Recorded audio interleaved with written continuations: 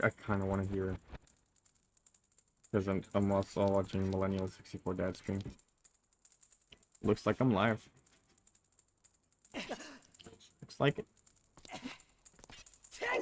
Live on air. Yes. From last video and stream elements are both saying I'm live. I don't know why they would do that. They're weird. I want bombs.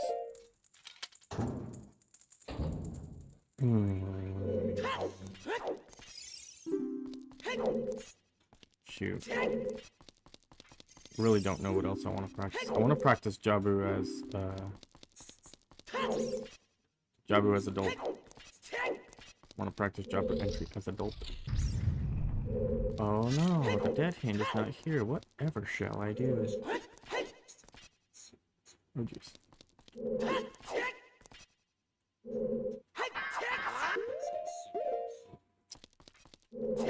I'm always a frame early or a frame late. I'd rather be a frame early. Come on.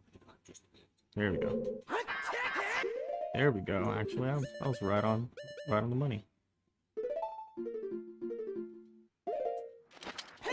Nice. Pretty good on that lately.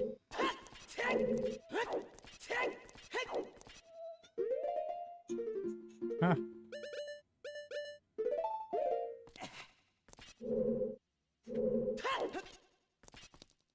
Oh, okay. Just landing on the platform instead of having to grab on. That's different. Here's first frame.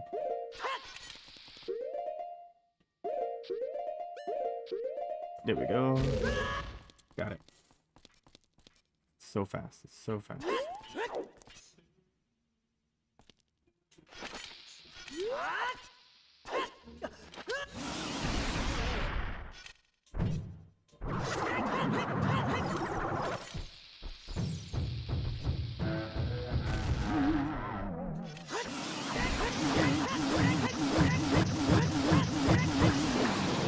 Yeah, I should actually practice that.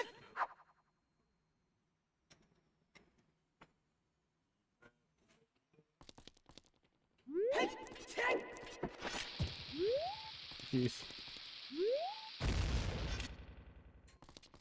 No, I don't want to be chopped. Is there something fast I can do?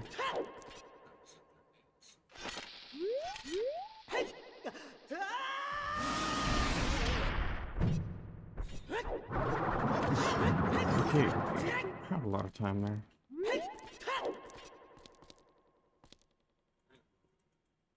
Actually, hold on. Store on the way there. It's too fast, wasn't it? Yeah.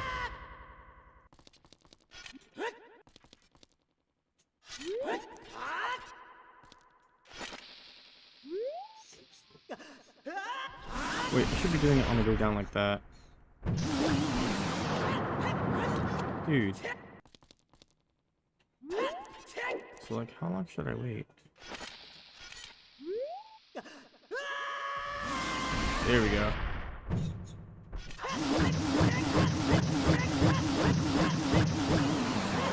Oh, okay. Didn't keep going long enough.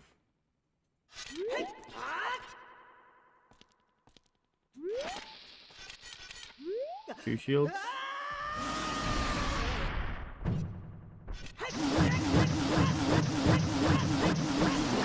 Nice.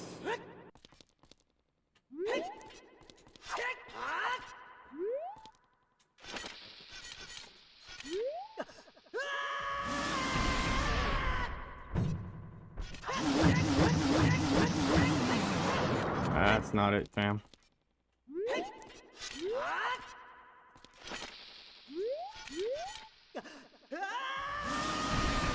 One extra flick of the shield. Do I need to be faster on the crouch taps?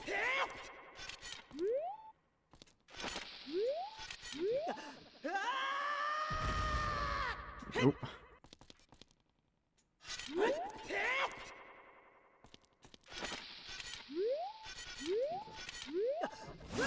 That's gonna be way too late.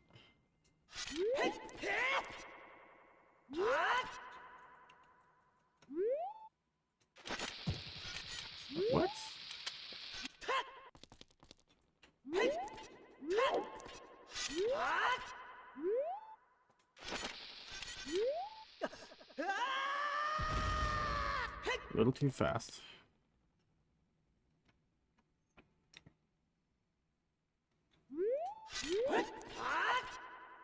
How about this? Just ISG this.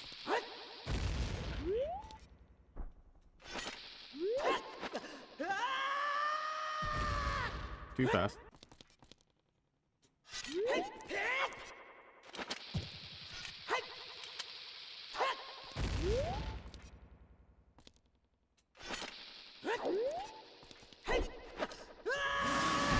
Okay.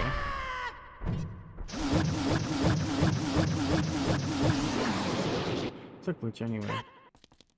If I'm allowing myself one glitch, should you allow myself... Oh wait. I want to get down like a muscle memory for this.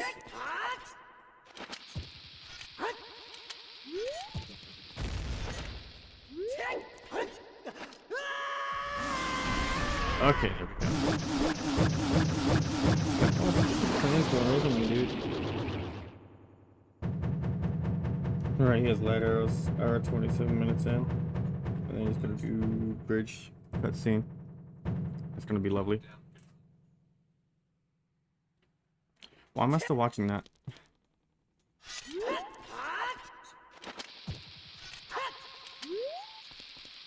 Wait, oh. Forgot to like drop it right away.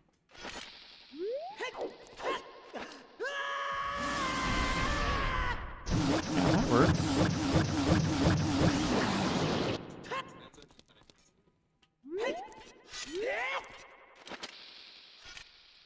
That's gonna do it, isn't it?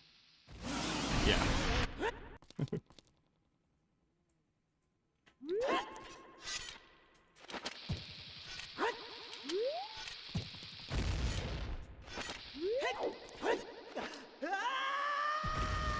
Ooh, too fast.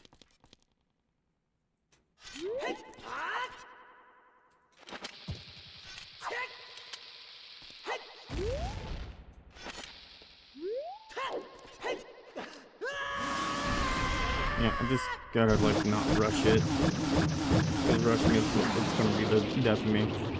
That's a clean strat. Oh, thank you. I'm trying to get down muscle memory for it.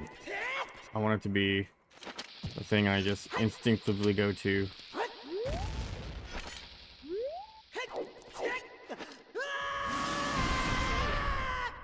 The only reason I would not be doing this exact strat is because I don't have shield.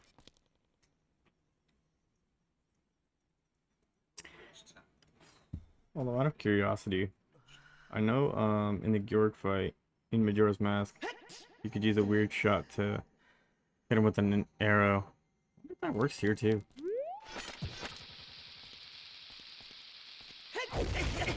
Oh, come on. This probably doesn't work. I just kind of want to figure it out. No, don't do that. Oh, yeah, that's right. No, why am I having this much trouble with my weird shots? This is something I really need to practice as well. Oh, too early.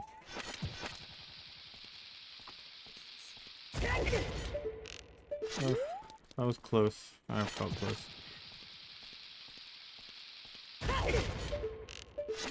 Come on, man. Can I summon my inner ZFG? Wow, okay, that was definitely wrong. Let's just try the easy. Why, dude? Why? This is what I get for not practicing for like a week straight.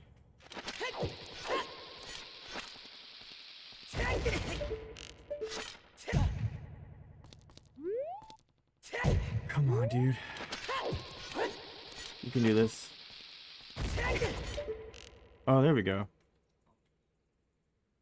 Where would Bongo Bongo be? Pretty much just anywhere, huh? But hey, yeah, that actually works.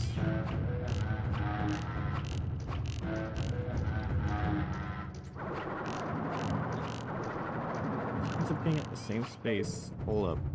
I want a better angle for this, or a better position. Oh, nope. I learned that I was rolling too early. Come on.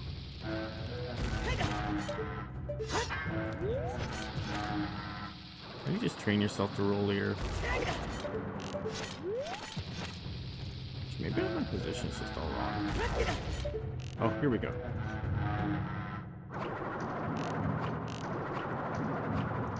Bongo's always on the other side of the drum from Link's position, isn't he? Actually, funnily enough, when you do this, like it's supposed to be like that, right? Okay. Oh, hold on. You just can't hit him. Isn't that funny? And the reason I couldn't hit him is because I hit him with an arrow the first time. But it's like, okay, why can't I hit him another time, right? Now here's the thing. Here's this backup that I actually had to discover myself. If you're in this, and for some you've messed up the timing, yeah, the hands are like, it's weird. I don't know if they're like loaded, unloaded, something's not loaded. I think the textures are not loaded. I don't know. The correct harping position is there. But then, like, look at that. He can't even hurt me. Back to my thought. If you lay a bomb in the center again, it works. That is the backup.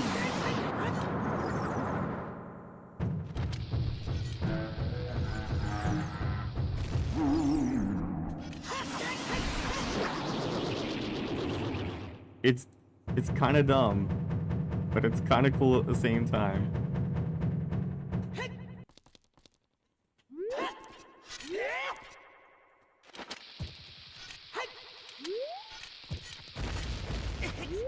Oops. Okay. That's a bit fast.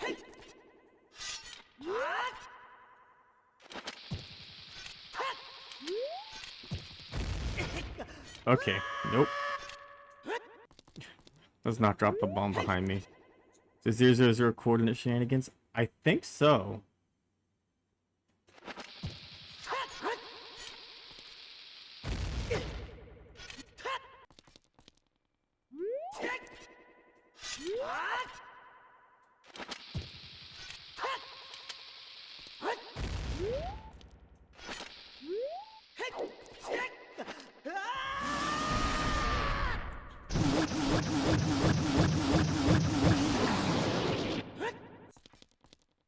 Now, the hilarious... I actually find it really funny sometimes when I forget to store a crouch tap. Which means, since that's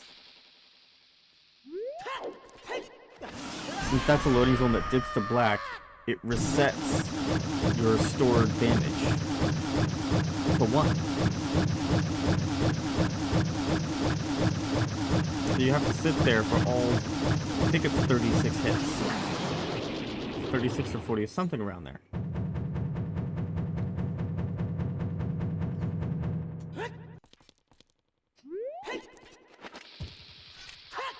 You can count them.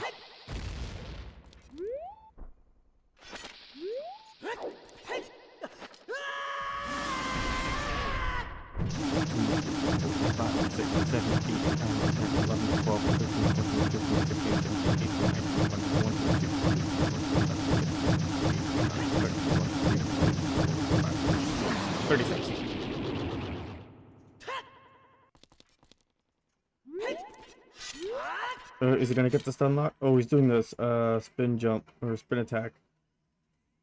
Stun lock. Oh, Millennial N64 dad is fighting Ganon and he did not get the full stun lock. That's unfortunate.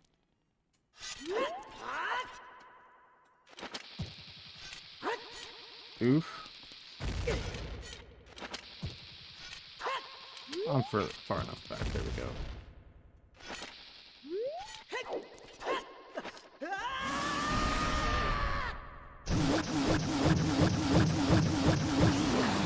Yeah, 9. jump slash with the Master Sword is 4. 4 times 9 is 36. Yeah, that checks out. Nothing special about his damage chart.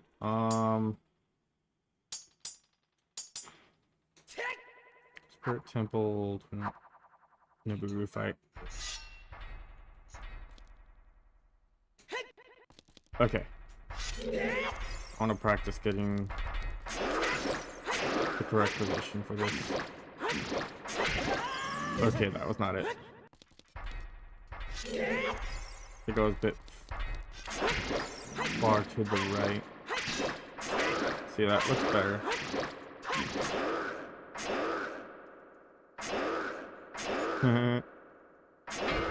Alright, that's good.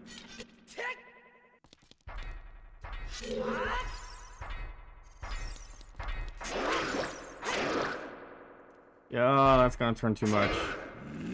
I think if he swipes side to side, he'll hit me. Oh no, I got it? Okay, that's a good one. All you really want to do is gonna snuggle up to this leg right here. So it's on your right, but it's the Iron Knuckles. It's Nibiru's left leg. And this works with all Iron Knuckle fights, not just this one. The only functional difference is this fight does not lose its armor after something. I think when it's down to 10 HP, they would lose their HP. They would lose their armor.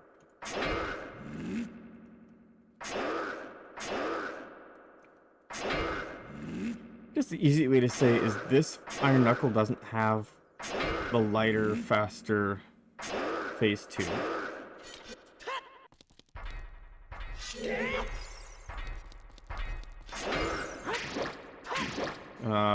I went too far, right? Oh no, okay, that was good.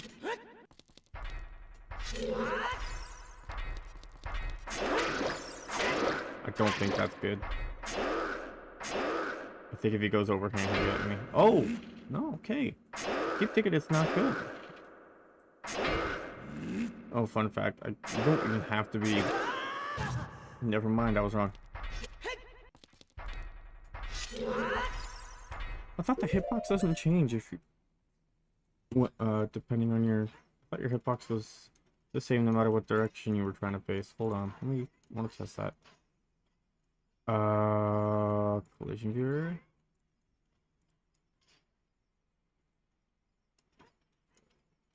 Seeing collision check.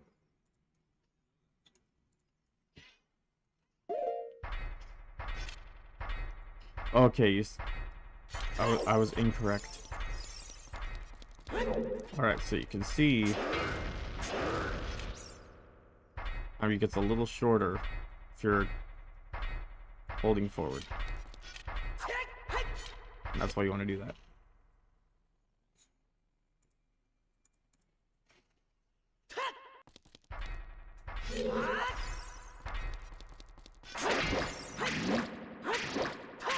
Five, 6, 7, 8, 9. So fun fact, Iron Knuckles have more HP than Bongo Bongo.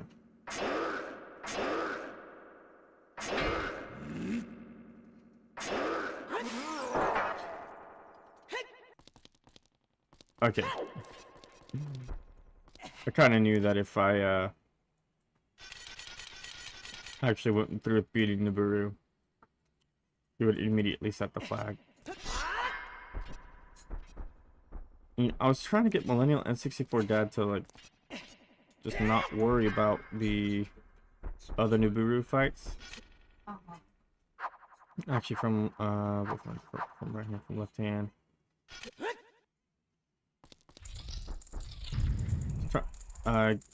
He's playing a version with custom items. And he would defeat the Iron Knuckle, and the Iron Knuckle for some reason would not lift these bars. And I told him just no clip through, or just I was wondering if you could use Ultra Hand to take away the door. And he kept trying to say, well, even if I could, that doesn't load what's on the other side. It's like the only thing on the other side is a slope and then a loading zone, and loading zones are always active because collision is always active. So you just okay, that wasn't it. How do you do this? What's the right frame? You get this. You just wait till it's anti-gravity, and then you jump slash. There you go, and you can jump slash right through it. You don't need Ultra Hand to take the door away, and you just go right in. What's funny is we had that thought. We were essentially trying to go through this normal way to come up here, try to get silver gauntlets or something. Actually, no, we were only trying to get mirror shield because mirror shield is required for Twin Rova. But if you're standing on a warp pad, one of those warp pads over there, and you Ultra Hand it, it lifts you up because it's trying to get onto Link's level on the X and Y, or on the Y axis. And you just have it hover you up, and then you land right here, and you come right over here, get that, open this, and I think it would require less keys if you went in through here. But then, of course, you would just, to his credit, if this one is still glitched, then it doesn't help us. Then if this one is still glitched, entering backwards doesn't help much.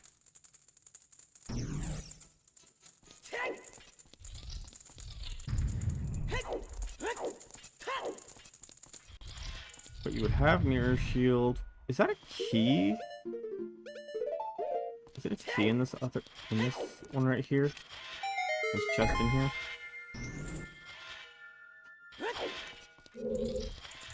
Yeah, it's a key, so you can grab that key.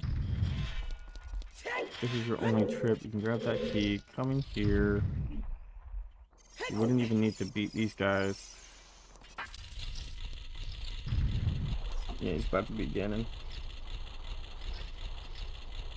Sub 2. You're gonna get the sub 2 hours. Come up here. This is possible to do without any items. So we all know getting up there. Yeah, you'd be able to get up here with no keys.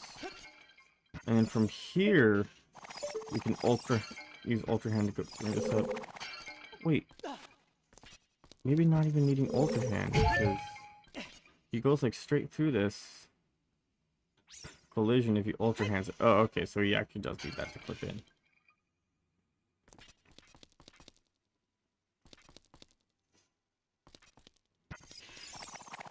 But essentially, he Ultra Hands this, he goes up,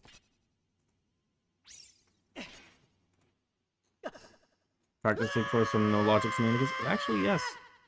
Anyway, and theorizing in my head, and he just need to do that. Anyway, there actually is some other stuff I should practice before, for no logic, and I need to be adult. It keeps resetting on me. Oh, speaking of,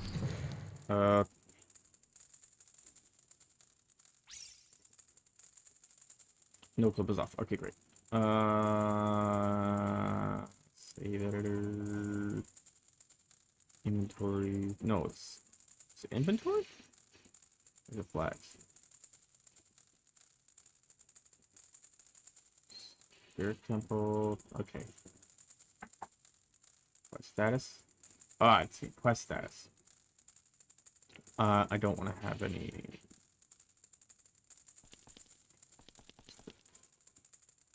Don't want Spirit Temple. I don't want any boss keys. In fact, I would like to plando no logic seeds. Only up to the point where all of the boss keys are behind their own boss. Meaning, I have no choice but to enter with a boss key skip. I think that'd be fun. Okay, so I'm not gonna do that though.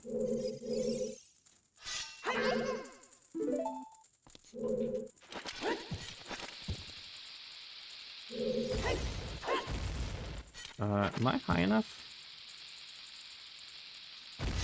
I am. I don't like that you can't get back through. Darn, the ceiling is solid. Wait, here it is again. Luckily you get one chance at that.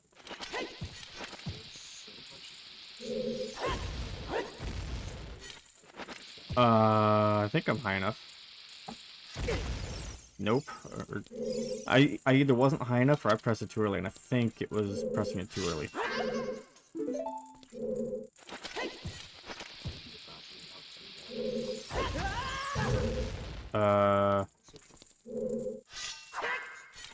Am I going crazy? Did I not get ISG on that last one?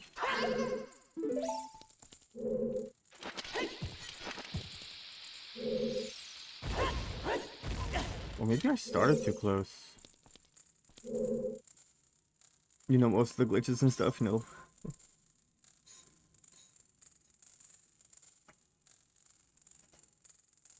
I want to ask Millennial if he's doing another run.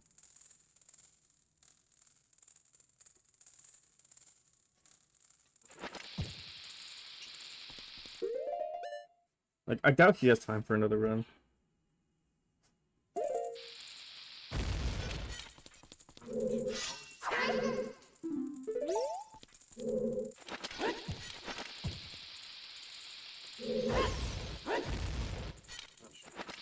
Okay, that's a little high. It was way too late.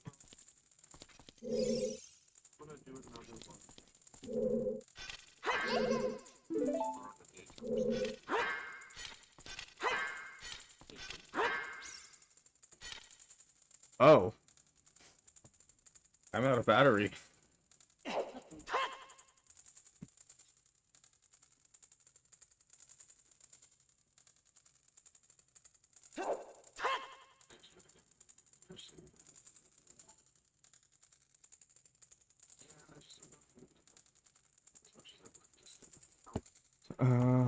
I'll tell him this on Discord private. So I don't look like I'm trying to... Yeah. Not Twitch. I'm on Twitch and YouTube doing practice stuff. How do you do batteries? I'll be right back. I'm so sorry.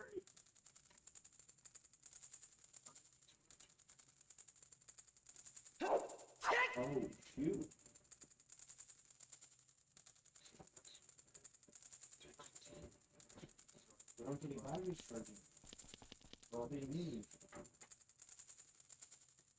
There were batteries in his toy train right over here.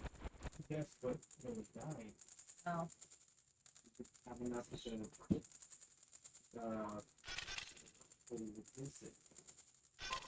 hold up, I think there's another controller with batteries in it. One of these other controllers has to have batteries in it, right? This one feels heavy. Batteries? Only one battery? That's not good. We don't have regular double? No, all of our regulars are triples. I guess this should also go on the charger. Good enough. Yeah. Oh, hold up. Tell me.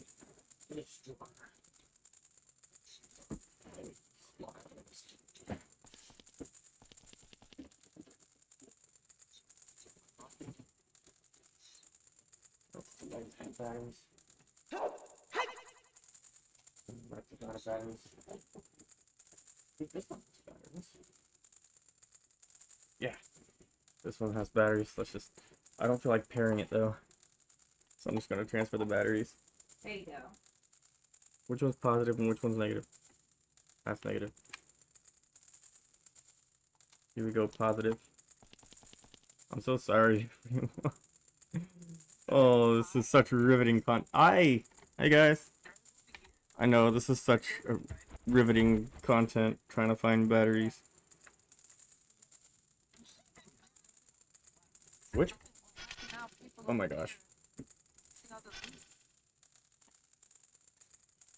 Oh, okay, I don't need TikTok open anymore. I was only watching TikTok to watch Millennial 64 Dad. Anyone here, if you don't know Millennial 64 Dad, I'm not sure if he streams on anywhere other than TikTok. I tried looking for him on other platforms and I couldn't find him. I'll be right back. I'll put the battery on the charger.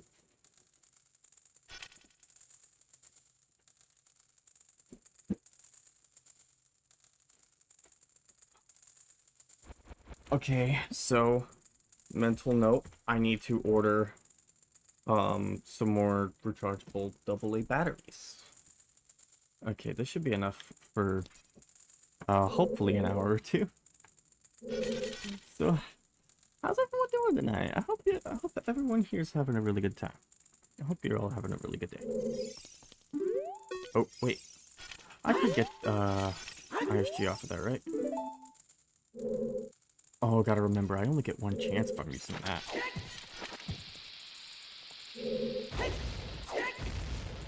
I knew that was not gonna be high enough. Come on. Backflip way too early. That's good.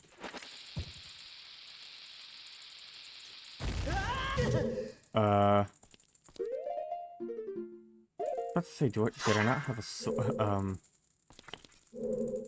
when I get higher, I probably need to press the sword button earlier if I get higher with the hover.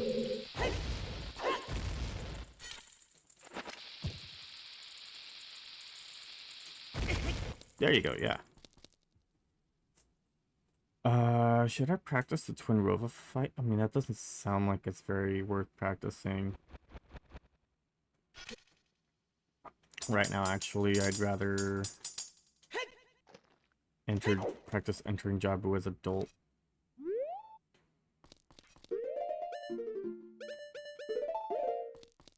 Now, luckily, because I have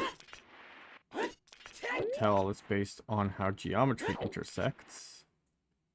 I think I need to move a bit more forward. That should be good. Oh, I think this will work. One more for... Nope. I didn't lose my angle, though.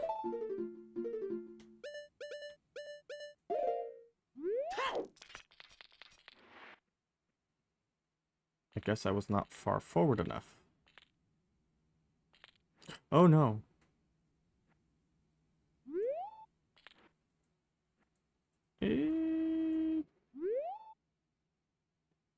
This should be good.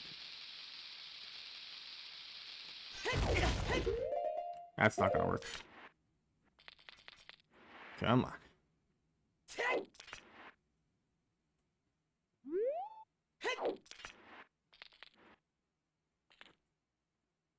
I think this will work.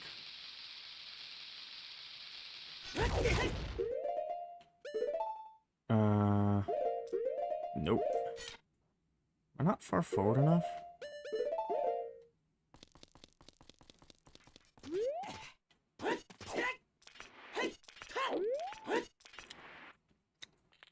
Does this look different? Maybe my angle was wrong.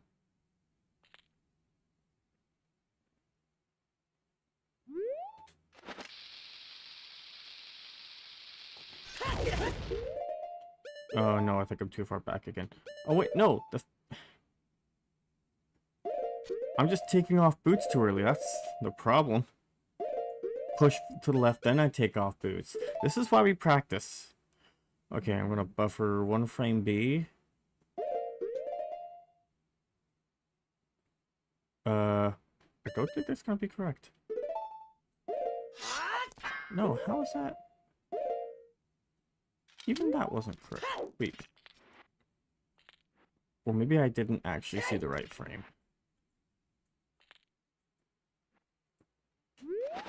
Look for the frame where I get pushed left. Oh, I needed to unshield sooner, I think. Oh, okay. Maybe this will work. There we go.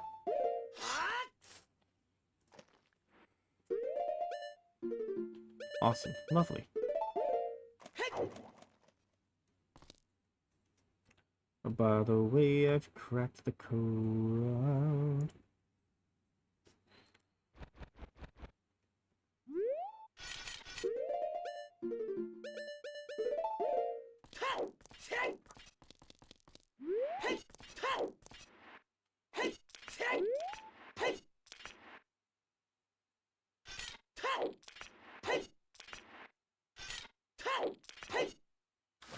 That didn't work.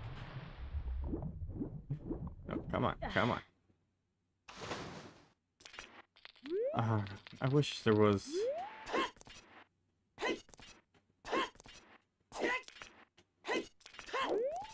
I wish there was a easier way to get the position than just...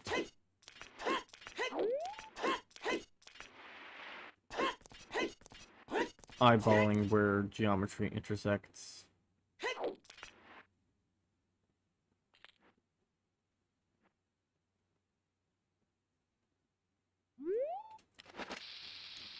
Let's try it again. What happened there?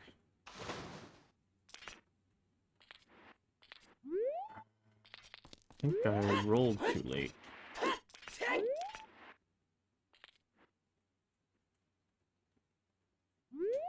The right heel is barely on.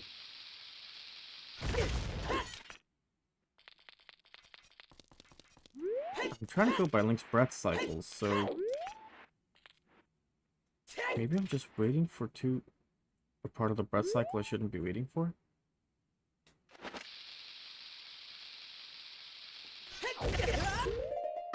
Okay. I'm guessing that was way too early. I'm used to doing this with Hylian Shield, so maybe that's throwing me off.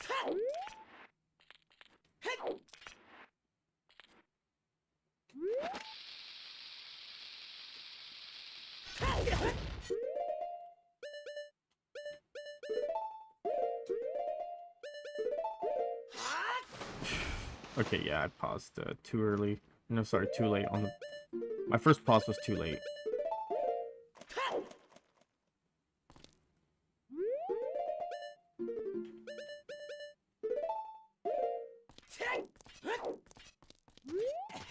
I wish I could program macros into this. I just program macros to record all the demonstrations I put on YouTube.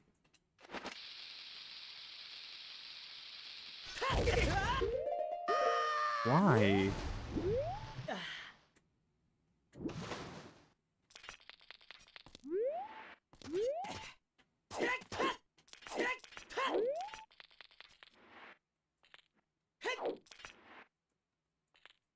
And how was that late?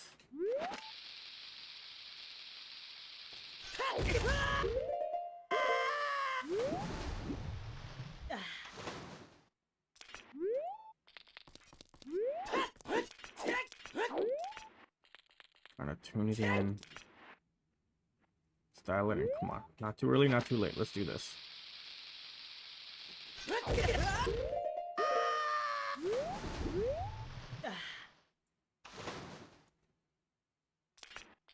Supposedly the reason people go by the breath cycle is so they don't have to count the flashes. But maybe counting the flashes is just easier.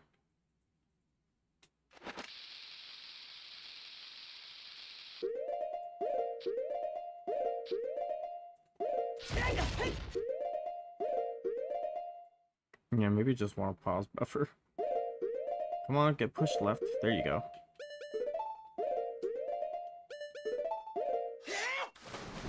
What? How did that not work? I'm confusion.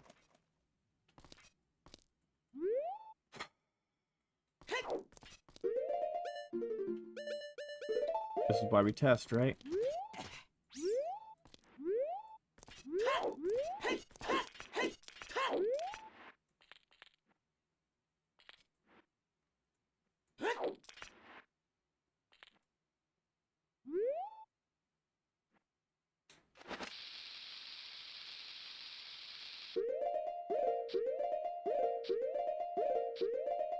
It should be a lone red.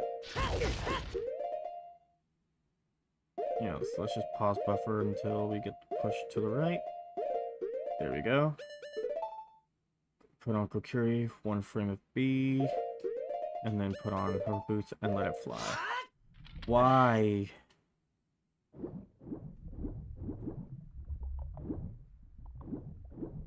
I don't get it.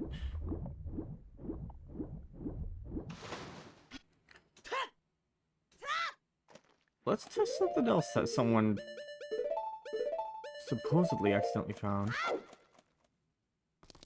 It's like a new alternate way of entering Jabu. He was trying to do the jump slash method. And he dove.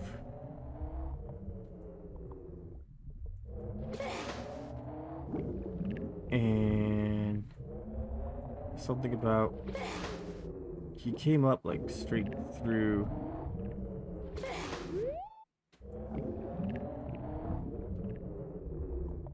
straight between. I'm trying to show something. Like from the looks of it, he had come up between. Look, he was trying to come up and then he just like clipped all the way up there and that entered. Hello, Krillin.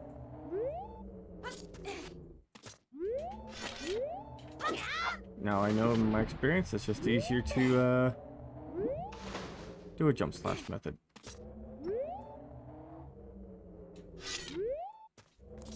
I hope you're having a wonderful night. I was not far back enough. See, your sword's not going to hit a wall during the early stage of a jump slash. I'm not sure why the developers made it like that.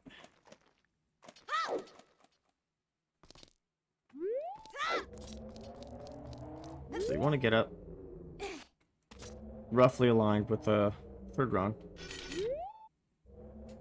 No, doing a walk left, no jump. Yeah, like the one I just did. I don't know why I keep trying the jump method when it's never worked for me.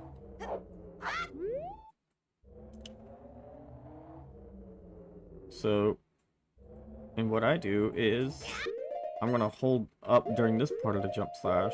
I'll hold up until he actually hits the wall. Because if you're holding up during a jump slash, he actually goes slightly faster forward. Once you hit that, then you'll hold back so you go faster backwards. Actually, I should just let it fly, and there you go.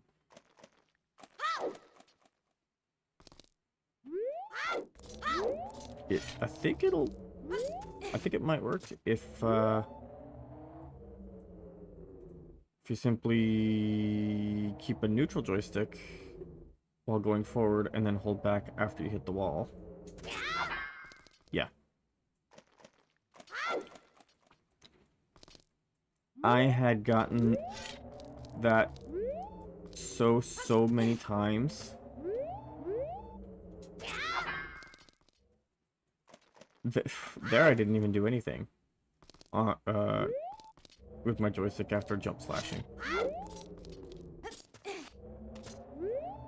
Try without the side hop. I've been doing it without the side hop. I see, sometimes that would happen.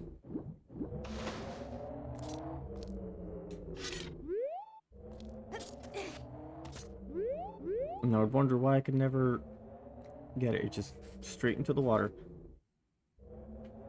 But when I started using up and down. Yeah, it's so easy with that side up. I agree.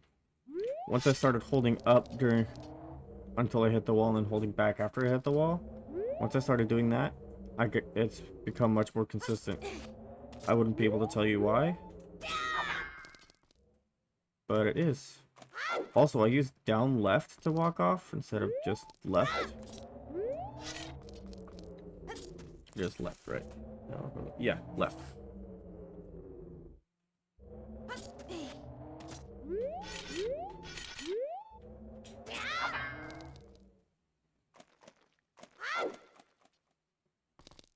I don't even know why I practice that anymore. It's so easy. What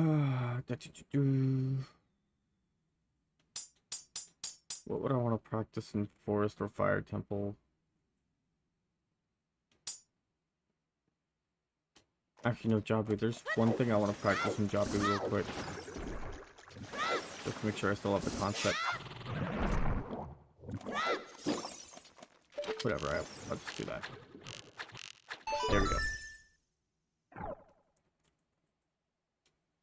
Alright, so for this trick, I do like to enter at the right side. You learn hookshot jump tonight. Sweet! I literally only use hookshot jump if I'm trying to enter Shadow Temple. Put away, target the wall, get into this corner. And I'll use down right to hug myself into that corner. And the reason I go around the Beery on the right is because I don't want this Beery approaching me too much against the wall. I want this Beery to approach me as much straightforward as possible. But now I'm just going to wait until it taps me, and then I'm going to start backflipping. And I'm gonna spam it, but I'm not gonna spam it that fast. So you really don't need to spam it that fast. And sometimes you don't need to spam it that fast.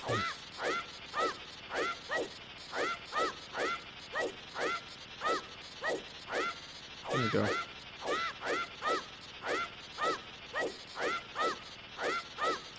As long as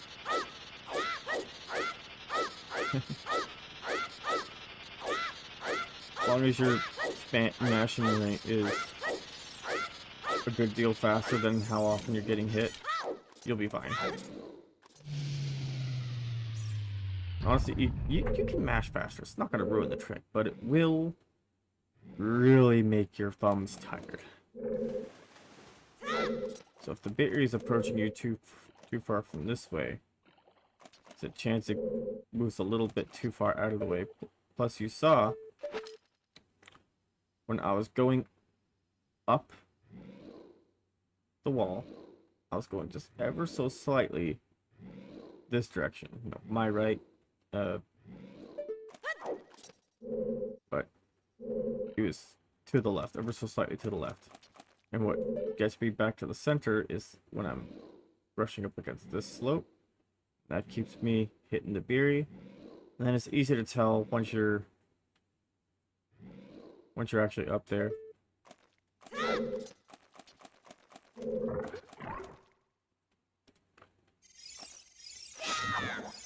There we go. Isn't L to levitate so fun?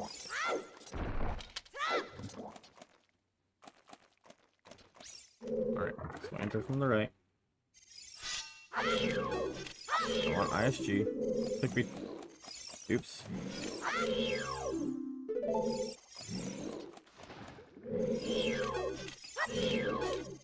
Dude.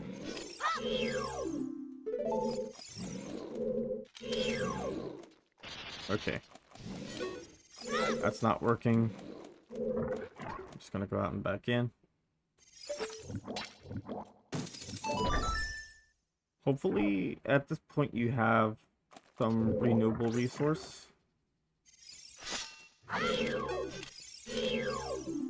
Dude. It took me a bit. So I'm going to stand here a bit, let it come towards me. Get into the corner.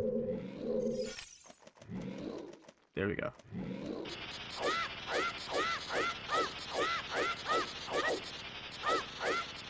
There we go.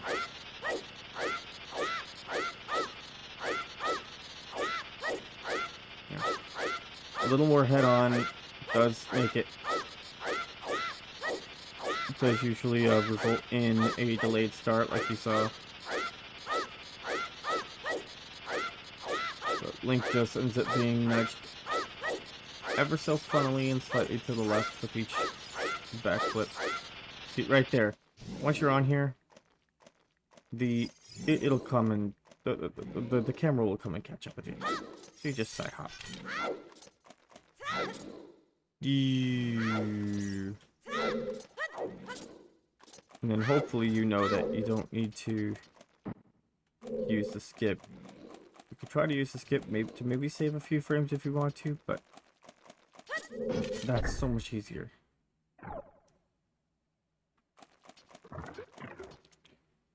I had...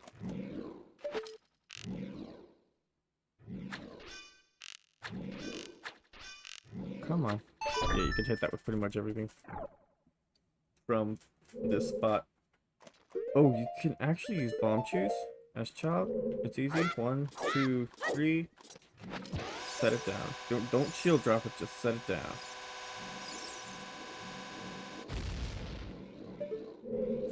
Okay, maybe I backed up a little bit.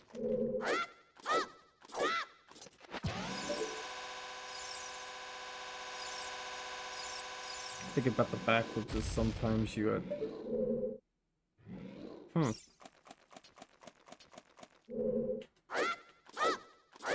Does it not hit the... Skip is easier as adult. I could not do it as child. The beery skip?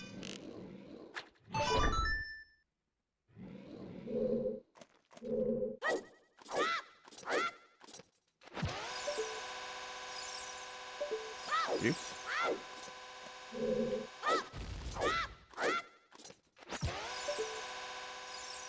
The button. Oh, yeah. The setup I know only works as child with Kokiri Sword. Otherwise I wing it or I come in with a bottle. So all that's pretty much only worthwhile. The box button. Yeah, I figured that was the button you meant.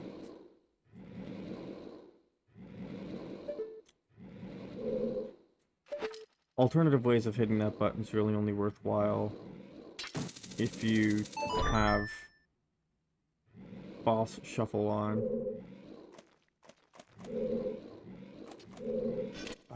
There was a thing as adult. I want to make sure I still remember this.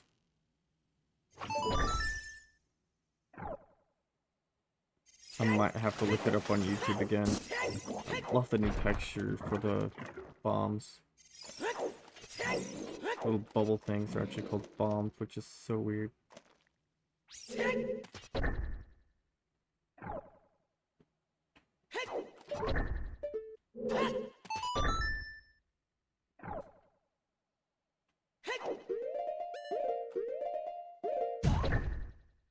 Huh.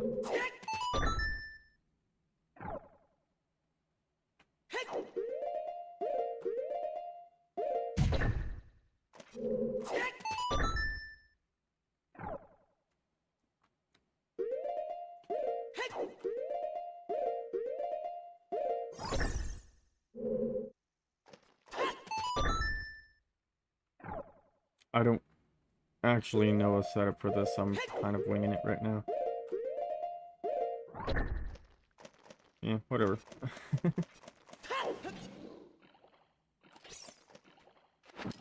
I've pretty much always had to wing it if I've had to do that as an adult. Oh gosh. There was a seed where I was trying to hover from there to in here. I didn't use Beery hover. I was trying to mega flip from that floating platform over to here, completely forgetting that I had hover boots.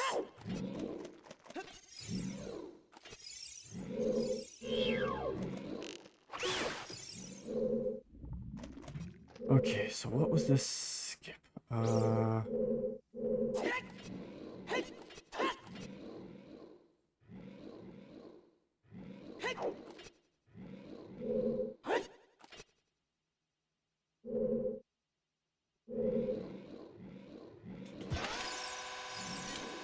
just mash it and pray. Go for fortune the door, prevent a bonk. Unnecessary though, because boxes are yeah.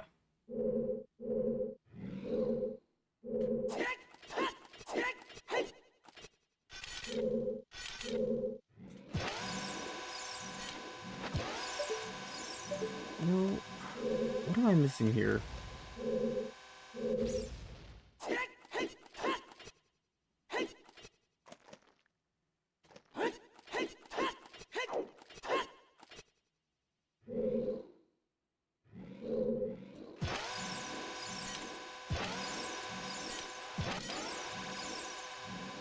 Oh.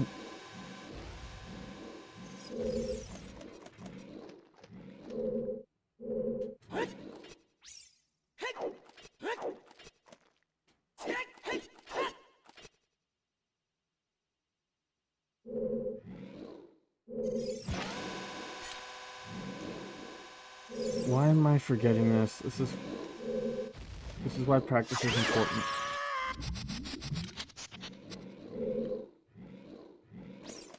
Come on, KT. You remember? Maybe I'm supposed to.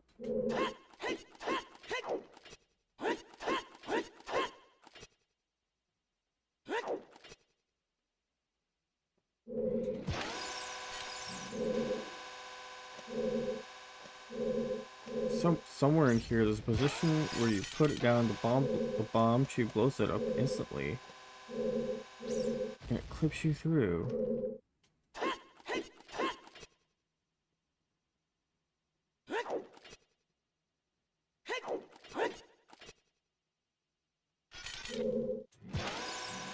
Nope. Like you're supposed to hold right to influence yourself towards the loading zone.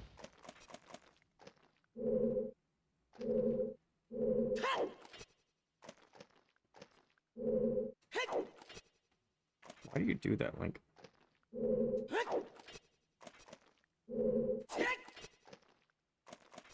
That was so weird.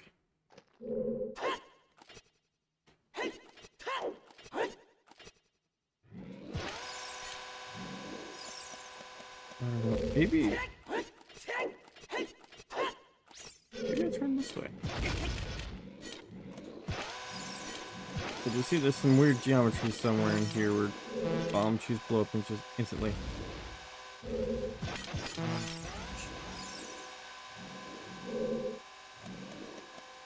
I really apologize. I apologize.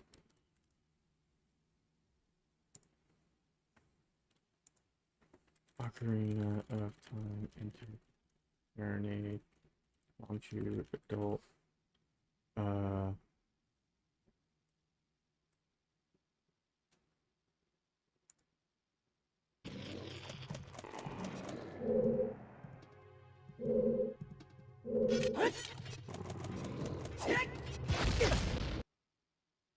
Wow, I was way off.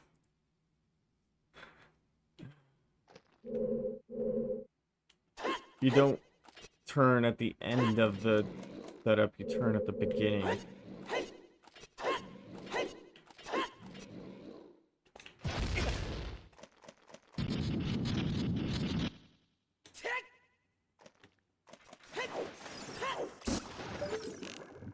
Okay, so I need to practice that like 500 times to make sure I do not forget it. Luckily, it was a very fast thing to watch. But I still did not want to leave anyone in the... wait a minute.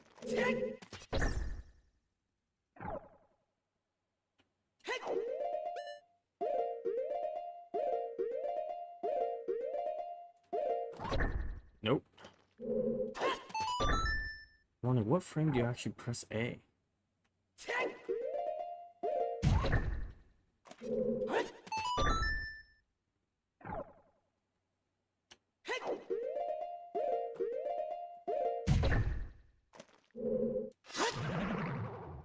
Dang, I can't even use that to knock myself back.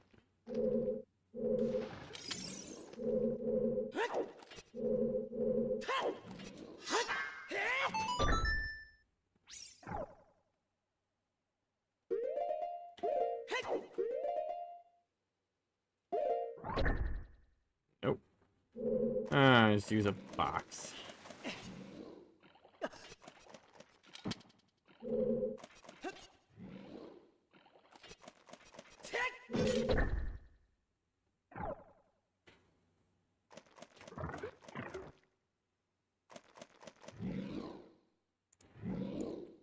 Check shiplets. Make a save state. If I load it fast enough, I don't have to do everything all over again.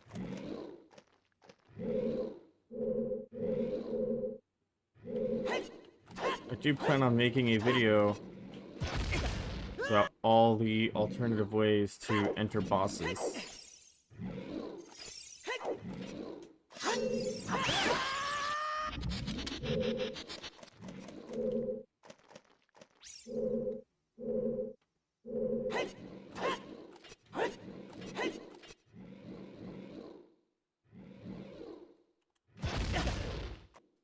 Okay, cool.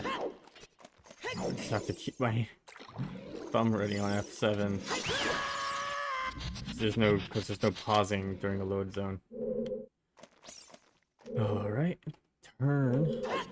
Backflip until I'm in the corner. Side pop. Once. Cool.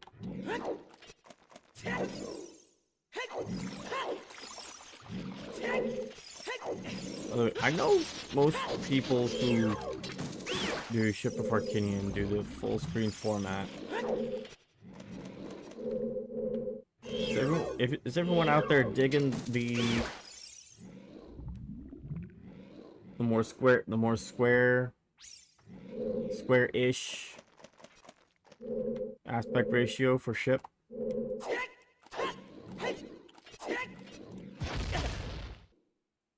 I think it's a little bit more nostalgia, do you think?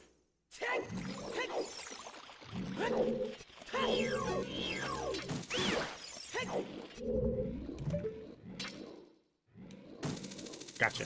Oh, I missed. Gotcha.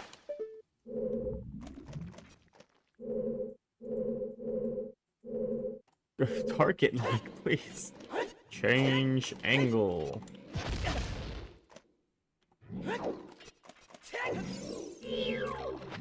4x3 for life.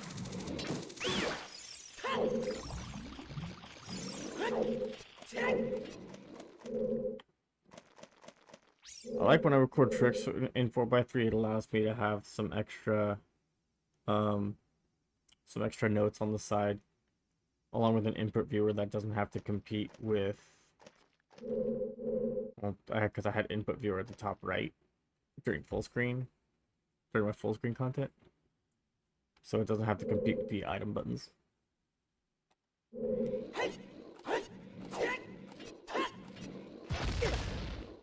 Still a fan of minimal UI. Actually made my wife a fan of minimal UI as well. She's behind me writing a book, by the way.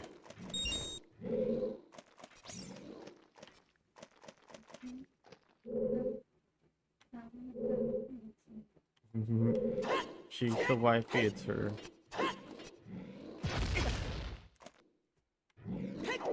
Sorry, gentlemen, I'm taken. Lol, lol, lol, lol, lol.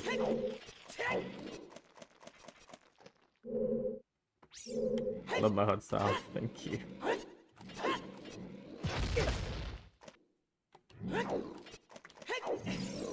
I see, if I could practice... Actually, no, I once did practice boat key skip for... I think it was 3 hours. And then I practiced combining boat key skip with boss key skip. I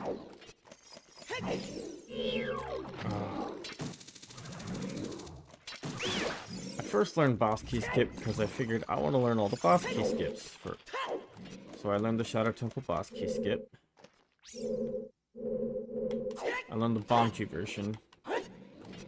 And about 2 or 3 no logic seeds later, I'm actually put in a position where I'm thinking I need to use it, or else I'm going to either be here for hours or deem it impossible for me to do. So I used the boss key skip. Well, I tried. And I tried and I tried and I tried and I tried and I tried. Turns out I had forgotten some details. So I had to look it up and I had to learn it all over again. All over again. You know what that's like?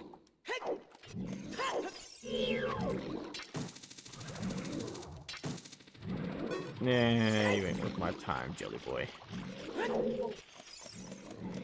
Just do this.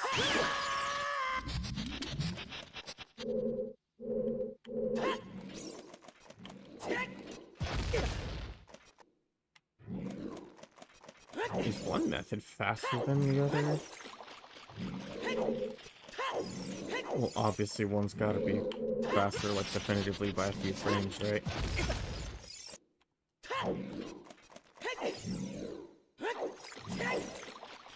They're so close together, though. Like, I think it would only matter in a task.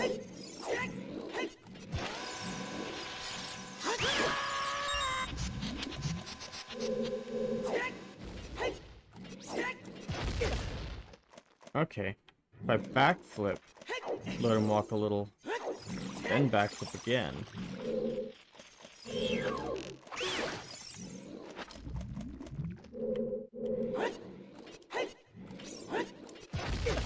Bongo bongo door skip. Oh. See, I knew if I did it in just the wrong way, it would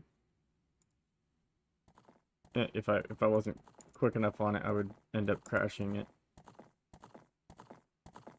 Ignore, that's fine.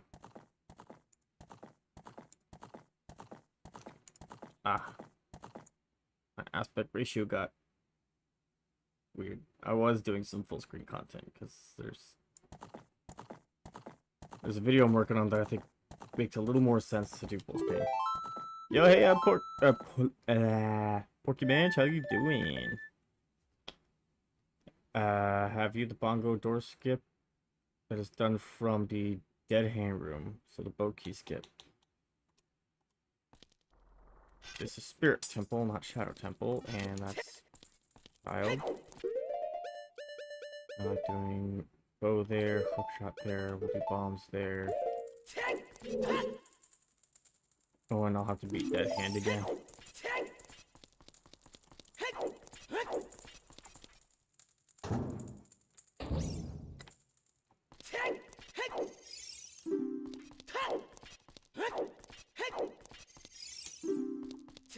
My brain keeps like being torn between getting the extra chest and going straight. Good, good. You're doing good, good. We're all doing the knock knock, good, good. I always love hearing that everyone's doing great. So yeah, you want to jump slash into it so you get instantly released. I'm going to lure him in a way that so that when he is going away from me, he's not going into the forest of hands. One, you see how his left arm went out and in? I'm gonna wait for that to happen one more time. Right there. See, 1, 2.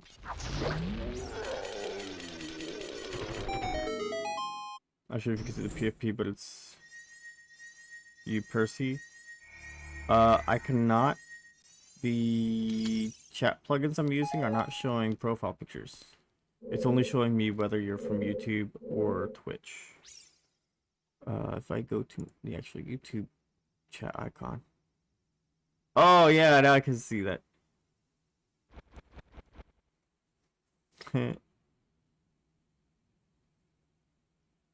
It's me, Percy. I freaking love you guys. So, Lily, if you haven't gathered it, the two people in my YouTube chat right now, they are essentially, they've Besides you, they've been my biggest encouragement. Hey. I don't know what getting grabbed by the hands I like you guys. mutes You links. good people. Yeah. Getting grabbed by anything mutes links audio for some reason. It's a frame late. Thank you for helping me. I can't do all of this on my own. It's getting exhausting. It's one frame too far to the right. Come on. Left. No. Right. There you go. Shout out to Canadian Stick Death who led me on to a few extra ways of Cookie gives a big heart. So thank you. Big heart with a big woe.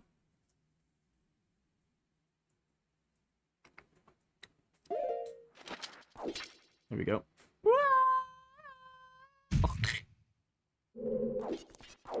One, two, three.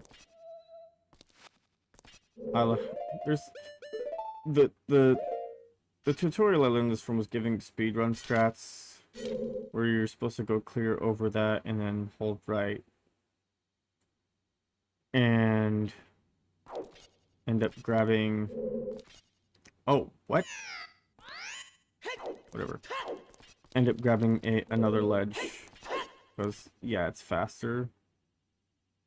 And if you're really trying to make your runs faster, you should go for that.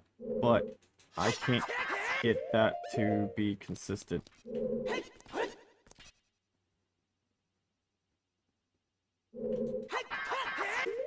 There we go, that's right. KT is one of the best resources for Ocarina of Time tutorials. Yes, he is. I tried my freaking hardest. I've been telling him that. And I have such a small I have such a small collection of tutorials compared to the people who have been at this for a while. And the people who actually have runs on leaderboards.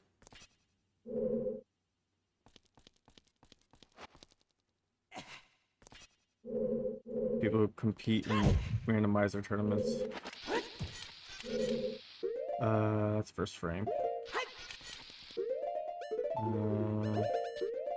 Okay, so now I can let go of target and he will continue sidewalking even though I'm not targeting for a few frames. So I'm going to frame buffer or go to pause buffer those frames. Oh, this is great.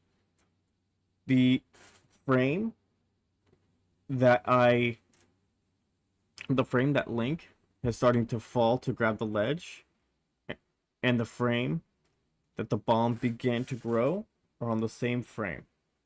And what's important is that I did let go of target for a couple frames before this. So they both agree. So now when I press target, it's going to give me what's it called, a ledge clip. So Link's going to grab the ledge, then he's going to target the wall in front of him, which is going to alter his angle 90 degrees going towards the door. And the explosion from the bomb is going to interrupt it at just the right time to blow me into the loading zone that is just beyond where that door is supposed to be. There you go. That's how that works.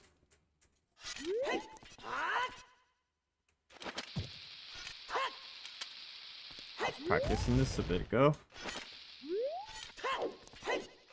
This skip looks so hard.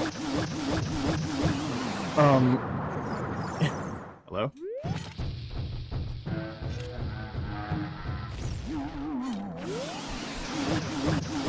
If it's any encouragement, I used to also think that it was going to be way too hard for me to do.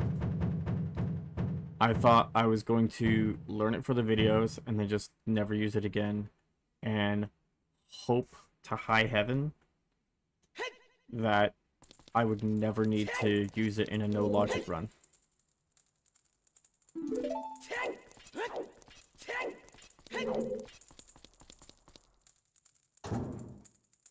So I would do, well actually I am going to. I'm going to do a video on it. Gosh, I am not very good at the tutorial style that I see everyone else doing. Because it looks like they just get asked, hey, how do you do this? And they just decide to explain it on stream, then they clip it. Now, Burton TTV. Burton actually does a really great job of it because he does not have a million ums and pauses trying to explain tangential things that are not important to understand. He just goes through the motions and explains what buttons he's pressing, when he's pressing them, and how he knows what to press.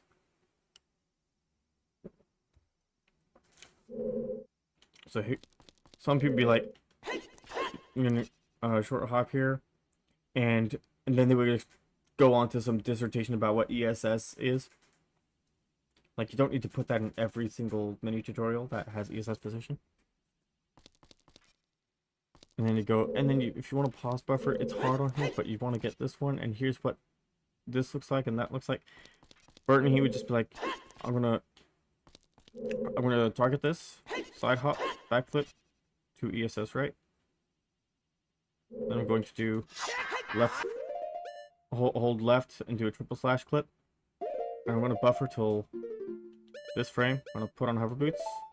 I'm gonna unpause, and about 2 frames after unpause buffer is over, I'm going to press hook shot. Now, after I clip through, I side hop, then press hook shot again. This will allow me to... Oh, yeah, that's hilariously enough. Look at me absolutely failing to do that. Oh, fun fact, I started using texture only for chest appearance matches content. Because sometimes, for some tricks, it depends on the chest being its original size. But if it's a small chest, just slash it once before you do the rest. So you're going to target the chest. If it's small, slash it. If it's big, just follow it like it is. Side hop left, backflip, to ESS right. Come on. Target. Do a horizontal triple slash by holding left. Bring the triple slash. I pause buffer to this frame. Put on my hover boots. When I unpause, I'm going to continue holding target. About 2 frames after the unpause lag is over, I'm going to press hook shot. Side hop to the right and then press hook shot again so I fall down. You guys already saw what happens if I don't press hook shot again. If I don't side hop, sometimes when you land, you just you land on the very edge of the collision, so you just fall again. Yeah. Want to see the clip? Probably have to use the collision viewer. Yes, absolutely, 100%. If you need to use collision viewer on ship, you go to developer tools, go to collision viewer. Click enable. We're going to disable this. We just want scene. Not solid. Transparent. And now you can see where I'm actually starting is when I hit that, that's hitting the door that I would walk through if I was coming through here normally. So I turn around. You can tell where I am. And actually, how about I'm gonna make a save state.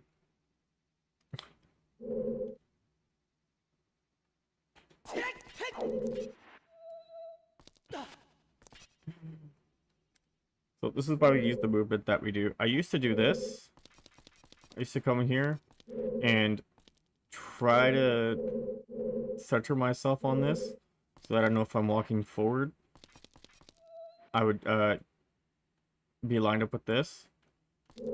And I would try to eyeball my regular movement through this. I would try to do that. But it wouldn't always work. Because I'm trying to anticipate too much. And sometimes I'd be in a rush, so I'd be like trying to do this. And sometimes I would land on that particular piece of collision. And I'm not expecting that. So when you land, you're going to be somewhat around here. Depending on, and I see how close I am to that ledge. If you do not side hop, you land so close to this ledge that sometimes the room with the boss door, yeah, boss, you see that green? That green is loading zone. Straight into the boss room. If I use no clip to go through that collision onto the green floor, then it would take me to the boss room. So you can see all the collision throughout the entire thing. It's all transparent. When you're in a scene, right now I'm in a scene that is, the scene is Shadow Temple. Everything from the entrance all the way to the boss door. The only part of Shadow Temple that's not loaded in this scene is the boss room. And that's why it needs a loading zone into it. How the doors work from door to door is it's just a mechanism to tell the game, unload this, first load the part he's going into, transition him in, close the door, then unload the part from before it. But a mechanism or a mechanique? Shut up. Hey. But the doors are only controlling what textures and actors are being loaded. When you're in a scene, all of the collision is loaded at the same time. Just to keep things simple. Alright?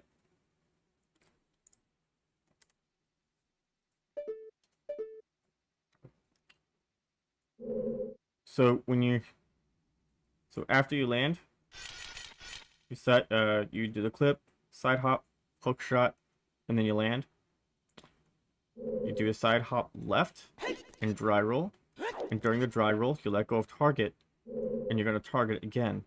That's what my wife and I like to call dry roll for new angle. Alright? So you side hop left, dry roll for a new angle, then hold up.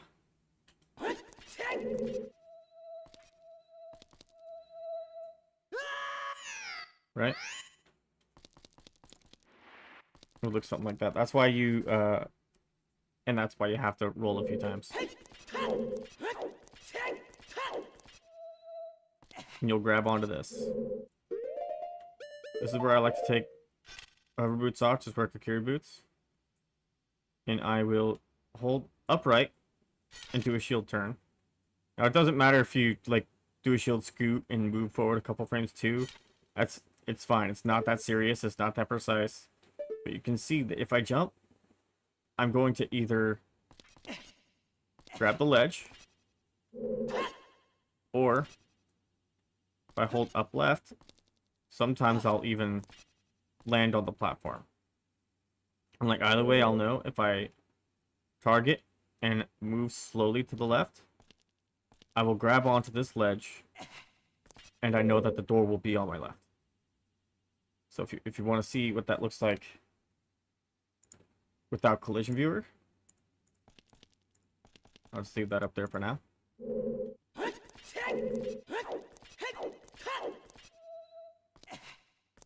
Alright, let me take off Kokiri boots. Hold shield, upright. New angle, boom.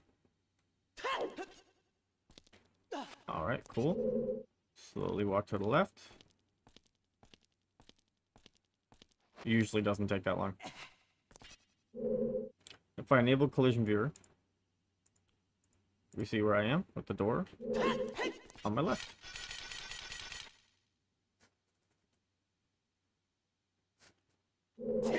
So from there,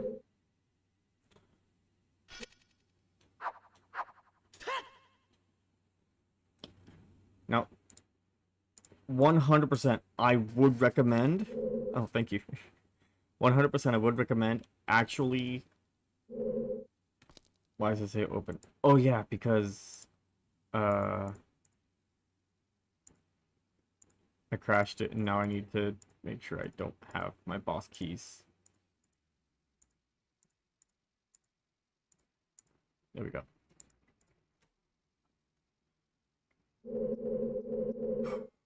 So 100%, I absolutely would recommend. I already have video of all of me doing every single variation of both the bomb method and the bomb chew method.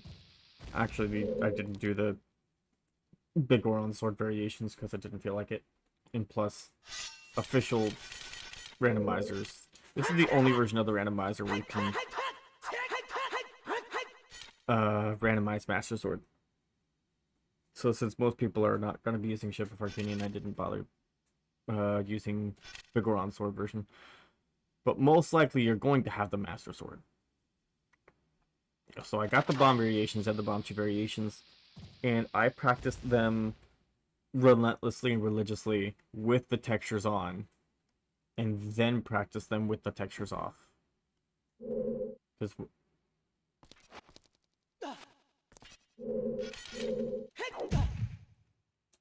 alright, so this is how we're gonna start the setup.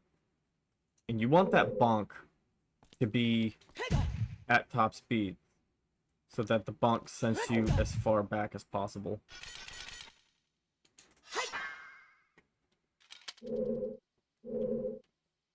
Oh gosh. Let me do this again. Stream. You've never had Master Sword since you never had Master Sword since you play on ship? Thank you. Wait, so you shuffled a Master Sword? Good night, Bam Bam. Keep him company for me. Crazy.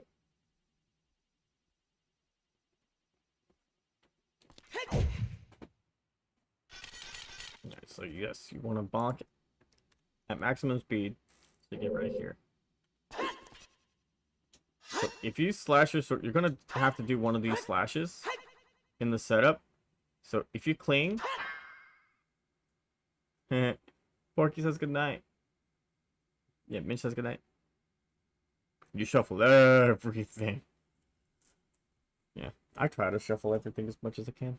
I don't like shuffling Master Sword. It's so weird. So weird. Oh yeah, non-dungeon entrances is... I did about 3 or 4 seeds like that. I'll probably tackle it again when the next major version comes out of either Ship Rando or Official Rando. So, this is quick, so I have to place a bomb. Shield drop a bomb. Now, the thing is, I cannot be fast on the shield drop like that. I have to let it get over my head first, or else the bomb is not in the right position. So I have to shield drop a bomb. And since we're going to be holding target and shield anyway, we're gonna side hop right.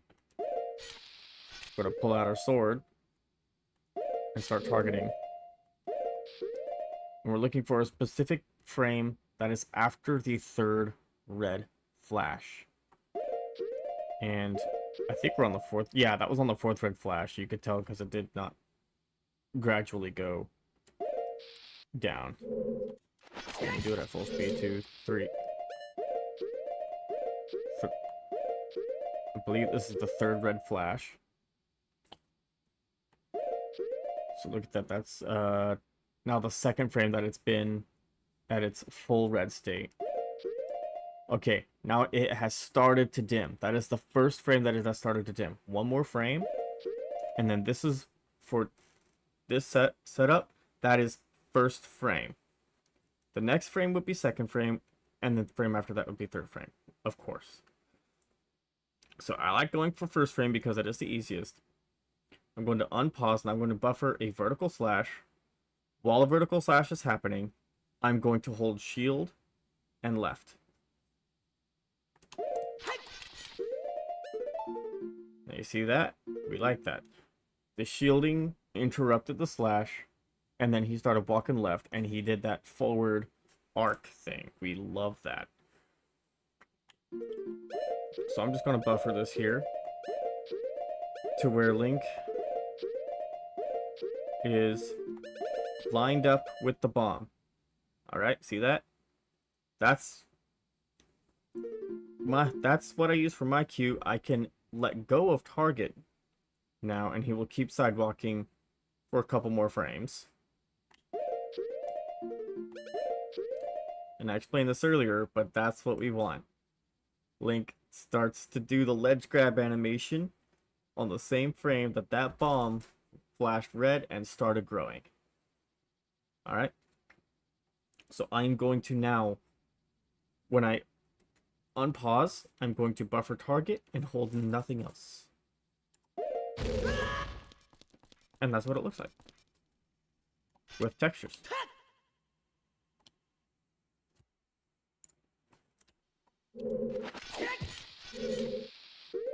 Okay, so that's first frame.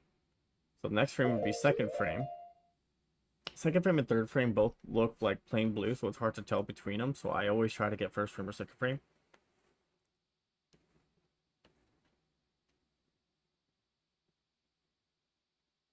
What do we do for second frame? I think second frame is a vertical slash, no shield, and hold left. Oops. I was holding left with the shield. I have to wait for the slash to start and then hold left. Otherwise, he does a horizontal slash.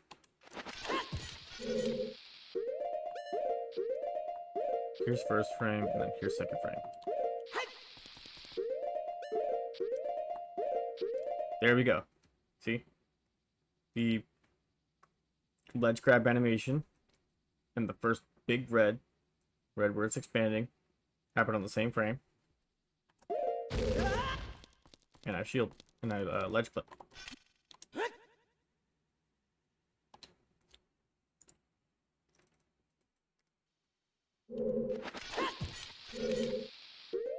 Okay, so that's first frame. We go to the second frame and third frame. You can tell they look the same.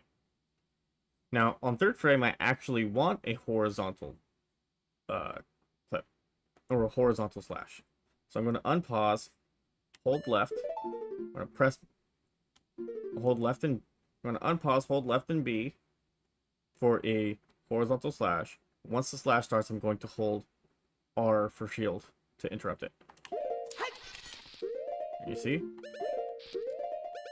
Line yourself up with the bomb. Now let go of target. You could hold left during the buffers now.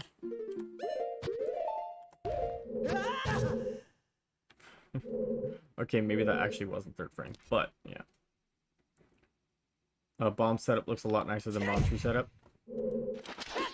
The only thing, the big thing I really don't like about bomb setup is, here we go, 0, 1, first frame, second frame, third frame. It's second and third frame with the bomb cycle looking the same. So if you pause on one of those, you just have to guess.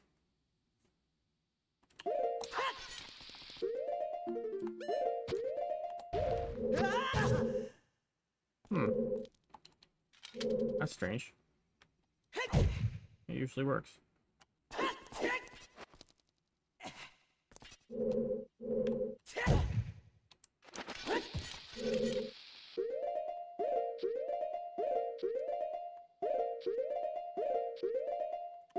Maybe there wasn't a shield.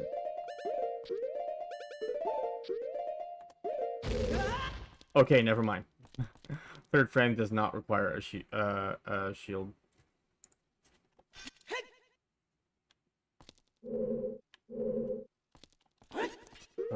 Bomb chew. I really should practice bomb chew setup actually.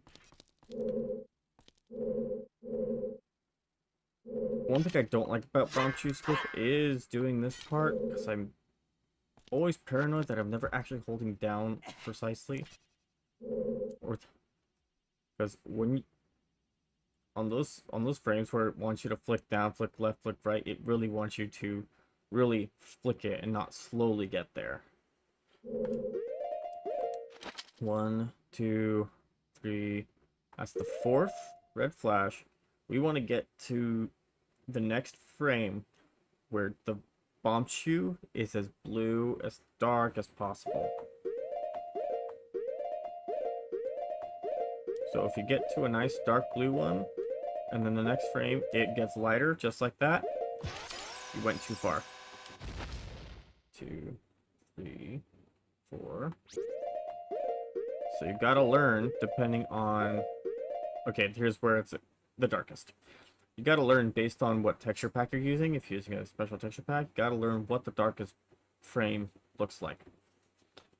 So I'm going to hold down, straight down. I'm gonna unpause. Now I really want Link to start climbing up again as fast as possible, or as soon as possible. So I'm actually gonna hold left, because when he gets up, I'm going to want him to walk left. Oh, that's not supposed to happen.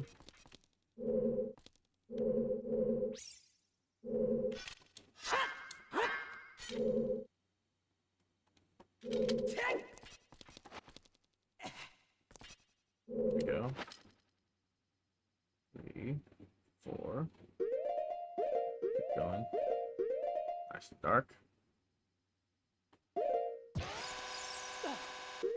If you saw my input viewer up there, you saw that after holding down, I went from down to left. When Link is fully on the ledge, hanging down, it doesn't matter what direction you are holding. You can press up, down, left, right, diagonal, anyway, long way, square way. If you're holding non-neutral, if you're holding out anywhere outside of ES's position on the joystick, he will climb back up, which is why I go straight from down to left once I notice him start to hang. What?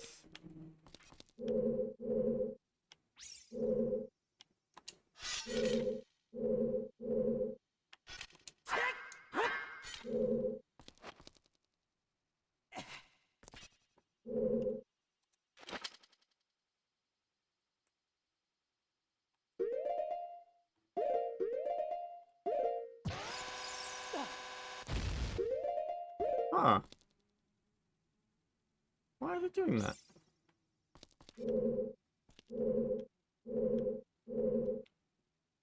I'm wondering the same thing.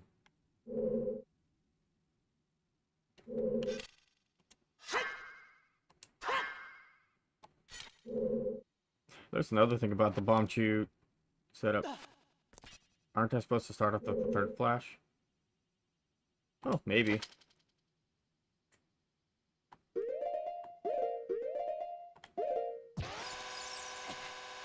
Oh yeah, that's my problem. Okay. So never mind all the stuff about fourth flash, it's third flash. So we want here, once Link is touching the wall, we want to roll.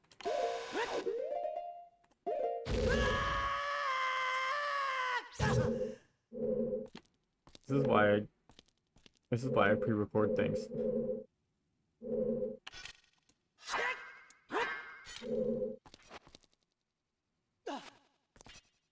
Why was I thinking fourth flash? I was thinking fourth flash from a different setup I came up with. Not for this, for something else.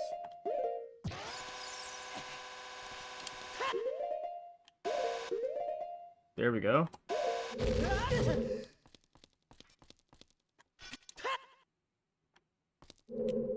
So there's actually a 3-frame window where you can start the roll.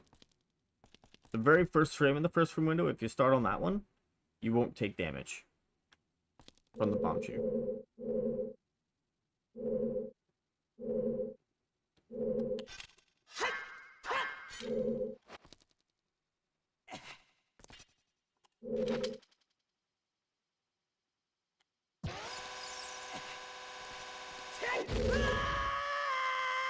So you can see right there, it's possible to do unbuffered, and yes, I did that for freaking too long.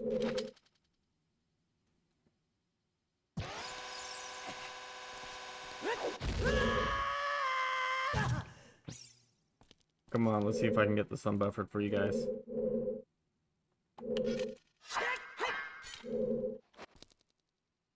Something I actually would like to get unbuffered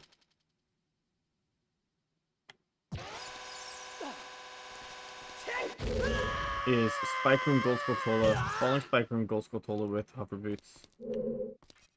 No hook shot.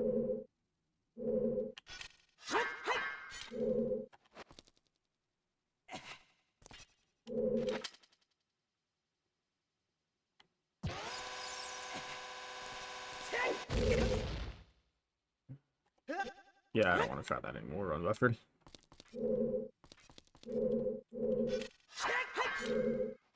But it's good to have a concept of how to do things unbuffered.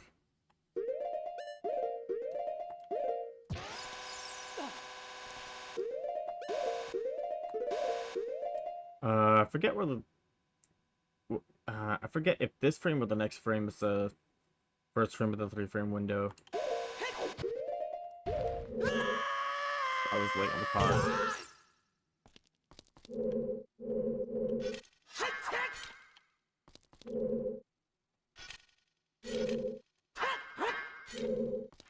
Here we go.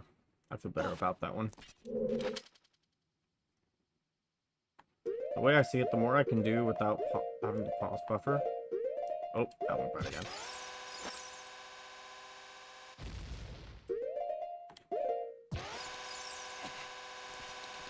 The more I know how to do without pause buffer, the less I'm relying on it. So the more platforms I can perform it on. Ooh, okay. So that was probably I probably rolled too early on that one.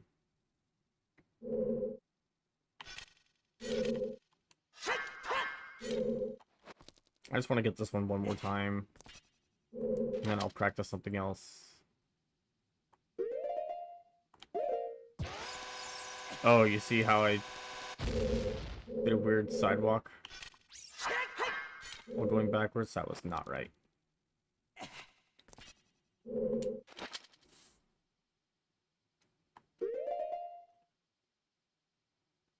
You don't like pause buffering, think learning buffer tricks helps you understand unbuffered.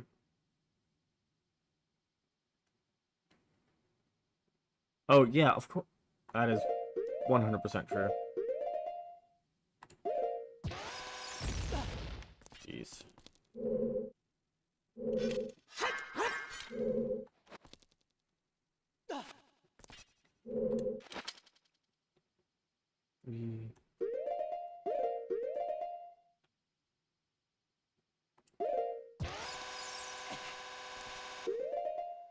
I was holding too far down, wasn't I? Yeah.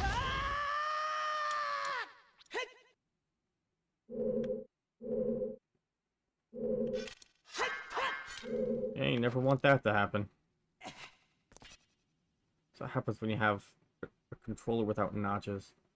It'd be easier if I went to settings, controller map, give myself an extra degree so it snaps. The software makes it snap to a straight direction more reliably. One more. Oh wait, nope, sorry.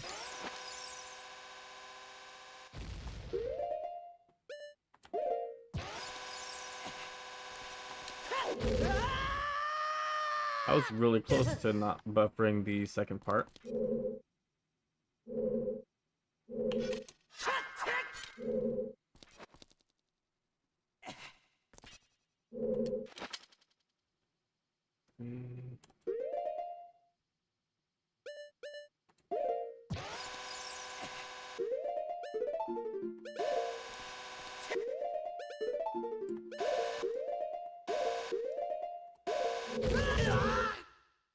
What the?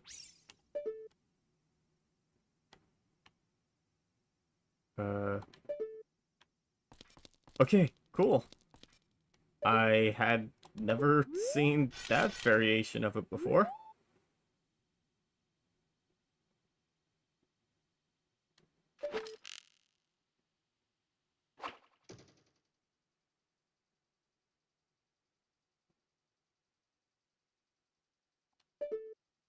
Freaking blasted the door off.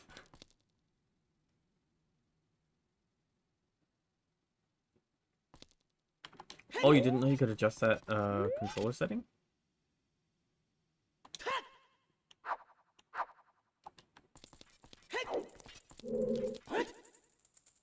Yeah, that setting's come in handy plenty of times.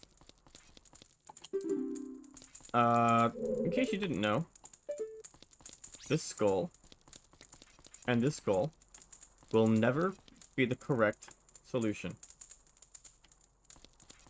The rest of the skulls actually have different chances of being the solution. This has a 4 out of 9 chance. This one has a 3 out of 9 chance. And this one has a 2 out of 9 chance. Therefore, it is actually statistically most optimal to come in here to this side, since it is closer than going to the other way, and beginning to push, and simply ignore the first one, let go of everything, and just side hop, and hope you're correct. And 4 out of 9 times, ish, you will be right the first time.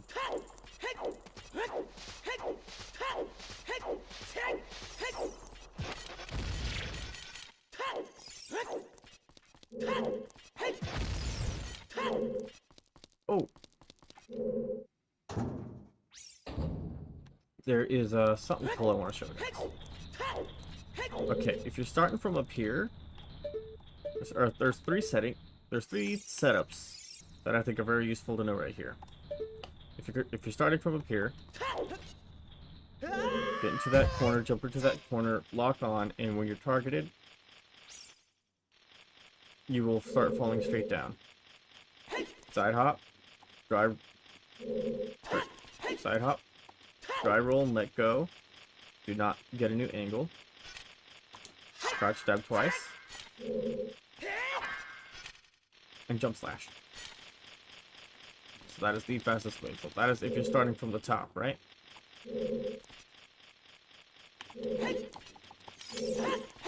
Side hop, dry roll, 2 crouch stabs, jump slash. Alright. Now if you have a shield, if that for some reason fails, get into this corner, side hop left 3 times. Going to do 2 vertical slashes that are both interrupted by shield. Now you're going to do a regular vertical slash, and then jump slash. That'll work. However, sometimes... Well, let's go to my save editor.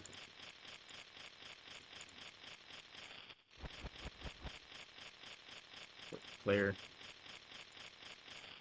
Sometimes you have no shield. Here's something I found. And yes, I credit this completely to me, because I've never seen anyone else do this. No ESS turns. I love these methods because none of these require ESS turns. So they are entirely beginner friendly. My wife likes this next one, even though it is the longest and it's the most convoluted. But it's the only way I have found to do this without having a shield. So we're going to backflip, jump left, dry roll for a new angle. Gonna side hop right twice, side hop left, dry roll for a new angle again. Going to side hop left 3 times. 1, 2, 3. Vertical slash, jump slash, and wait till Link gets back up. Now, just spam A. Hold target and spam A.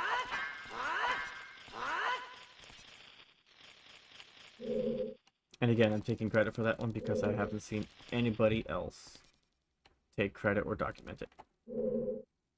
That is the KT shieldless shadow skip.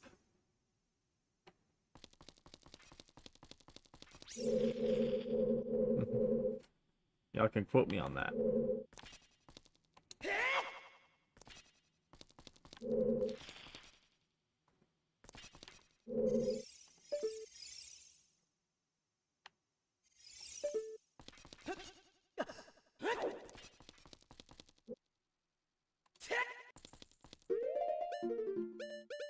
I agree, it is nice. Field list setups. Someone, who was it? Canadian Stick Death? They were the ones that, that was the person who warned me about some of my setups. Forget whether he actually left this comment in Fire Temple or if it was another trick video.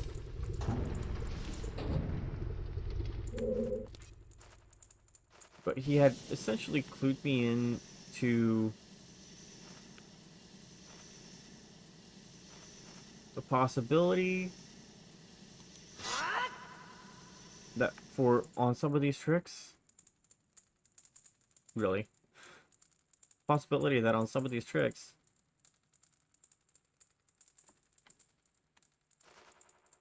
if I hold down, I should go backwards eventually, right? That works. Could be into the fact that on some of these tricks, it's not going to assume, the logic does not assume that the player has a shield.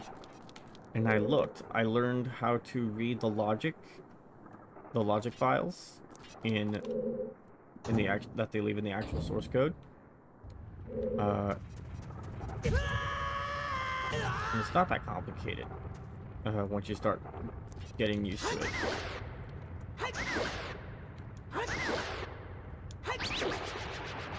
And now I don't know who remembers my Fire Temple tricks video, one of the latest ones, because most of Fire Temple tricks is Master Quest. But there was this setup. It's like it was like forward roll slash with shield,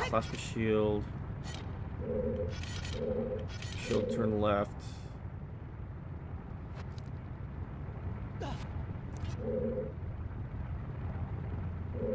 get back up, and then like shield scoot forward once or twice, and then from there you're supposed to be able to hit this. It's a lot to remember though. Gosh. Just probably why I don't remember it.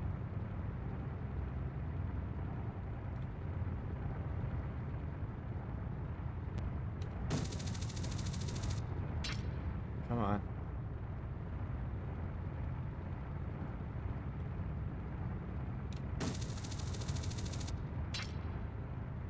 Really? That might work. Nope. Come on. Alright, bottom left. It'll work better if it's in the middle of the cycle. Maybe it needs to be up a bit more. Come on.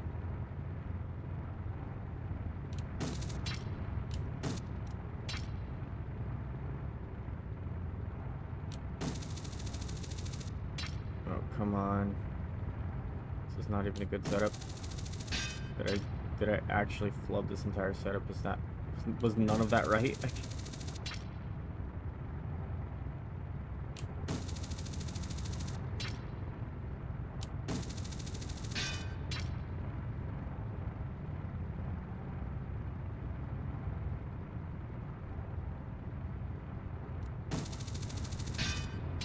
See, the hardest part about this was guiding new players, trying to find a way to guide them on where to aim.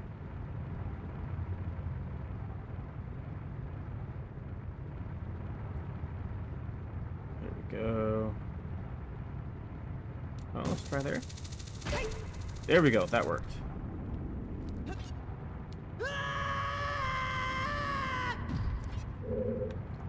Alright, so here's what I did. I started by going to my save editor into player, and I noticed I had access to Link's position, X, Y's, and Z's. Now, of course, Y position not very important. But I wrote down the X and Z position.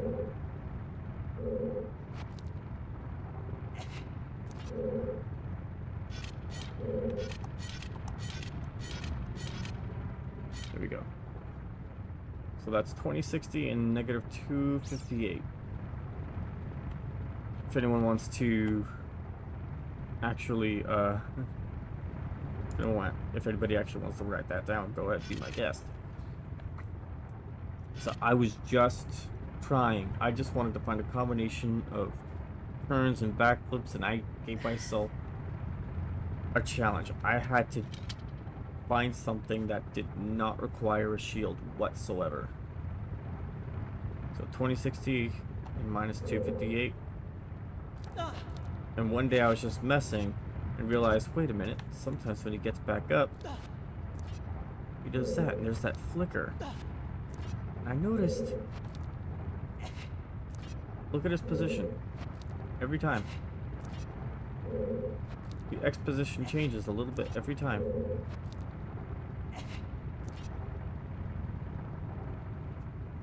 And I thought maybe there's a combination of just that much, just enough of that. Yeah, I know, right? That surprised me too. I thought maybe I can use that to my advantage. And I'll start with something close. So I decided I'll just start by getting up from here, doing an ESS turn or a flick turn, whatever kind of turn you want to do. Walk off here. I was like, wait a minute, that looks kind of close. Let's do another side hop left and right to set up maybe a dry roll to go forward. And I noticed that looks very close. 259 and minus 260. Like, with how precise these numbers are, I thought maybe it was 260.00 as well, something like that. So the fact that it was like less than one off, and the other was less than, or yeah, about 2 off, I thought, would this actually work? And I did my same thing, and I actually feel like the aiming on this setup is actually slightly more lenient. Just do the same thing, and with the corner, nudge left, come on, nudge left ever so slightly until it just barely disappears. Come on. My controller does not want to just nudge left. Come on. There we go. Found new tag, instantly doesn't need it. Need it thanks to Lucky Find. I know, right? Went down, down. You can kind of see that there's actually a bigger area where the reticle says it will hit the target in the back.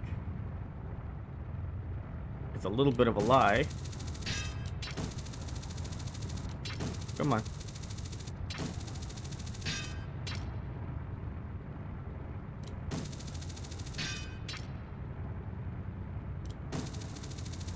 There we go. It was much faster.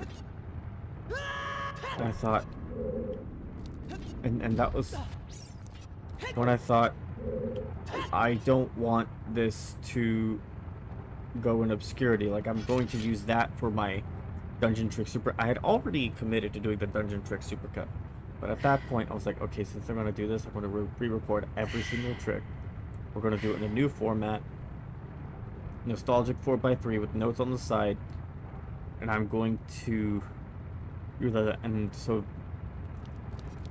I just felt compelled, like, but I don't want this to be lost in obscurity in some super trick, some dungeon trick supercut.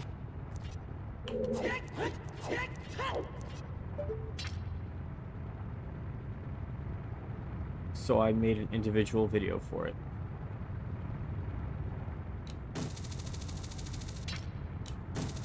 And I was determined, I was thinking, even if I have to spend 3 or 4 hours trying it over and over again to get the first try hook shot,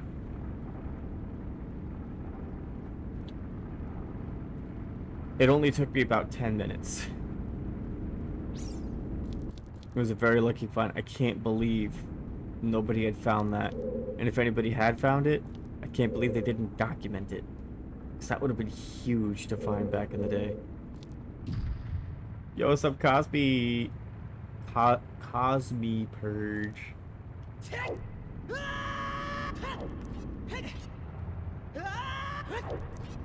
So yeah, I guess that, and along with the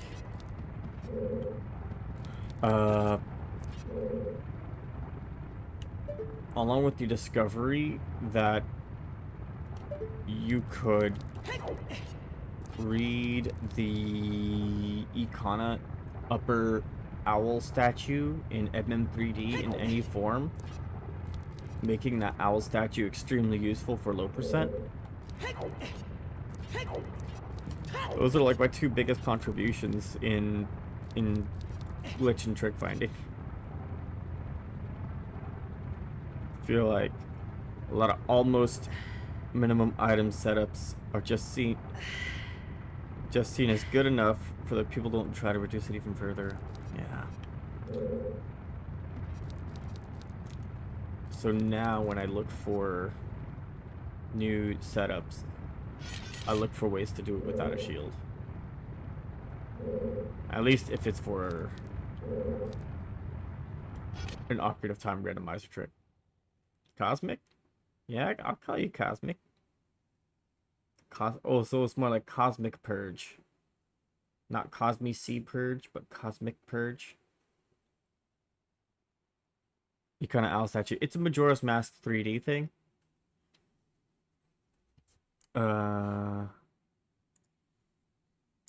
Is my video on it still based? Resin?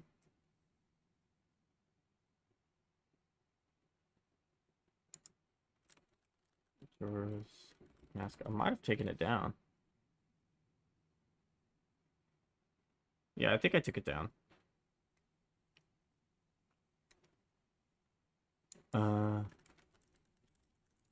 Just SV3 Icona early.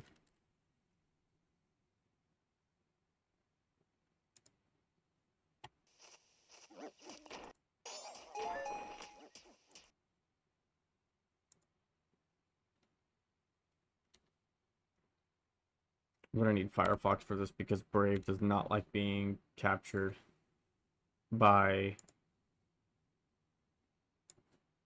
do I play D&D? I used to. I don't think I really had the right dungeon master who could really suck me into the story. Dude, no, don't do that. You're advertising to me, not to everyone else. Okay.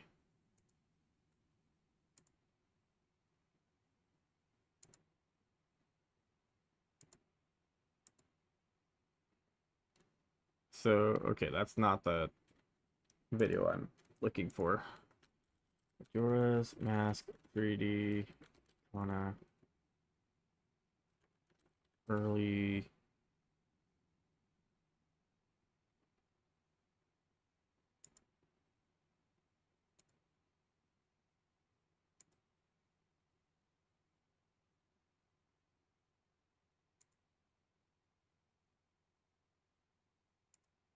Okay, yeah, I found someone doing it.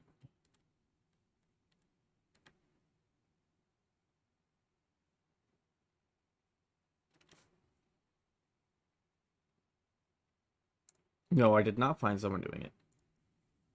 Oh, gosh. Do I just go...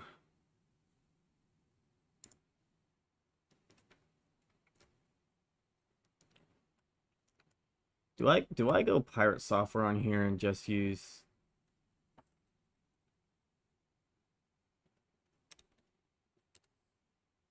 Yeah, let's just do that.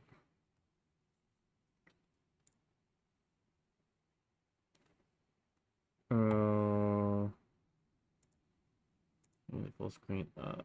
Well, let's just pull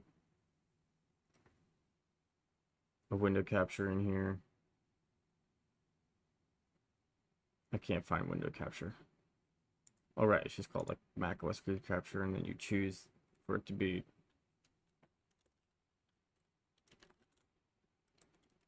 capture affinity. That's not what I was hoping for. Window capture. Window capture and display capture are essentially combined into one option. Then you just choose which one you want later.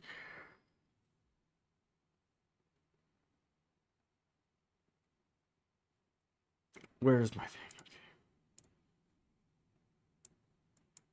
Okay. 3D photo 2. So I guess we're going Thor style here. But essentially, Majora's Mask. There's an area called Ikana, the giant cliff. Majora's Mask 3D, the owl statues were changed from temporary saves to permanent saves, and one was put up here. And the way you use them was you talk to them. So logic would dictate that you as Link, you get up to them, and you talk to it, and you save, right? And the owl statue, it does not save your current location. It puts your save right there in front of it. So it doesn't matter how far away you were when you were talking to it. All right, but what Grezzo did, funnily enough, they added. No, I want my brush tool back. What Grezzo did was they added a rock right here. And that rock was not slopey. That rock was perfectly standable. You could stand on it just like regular collision. Bypass system private window picker. Yeah, allow.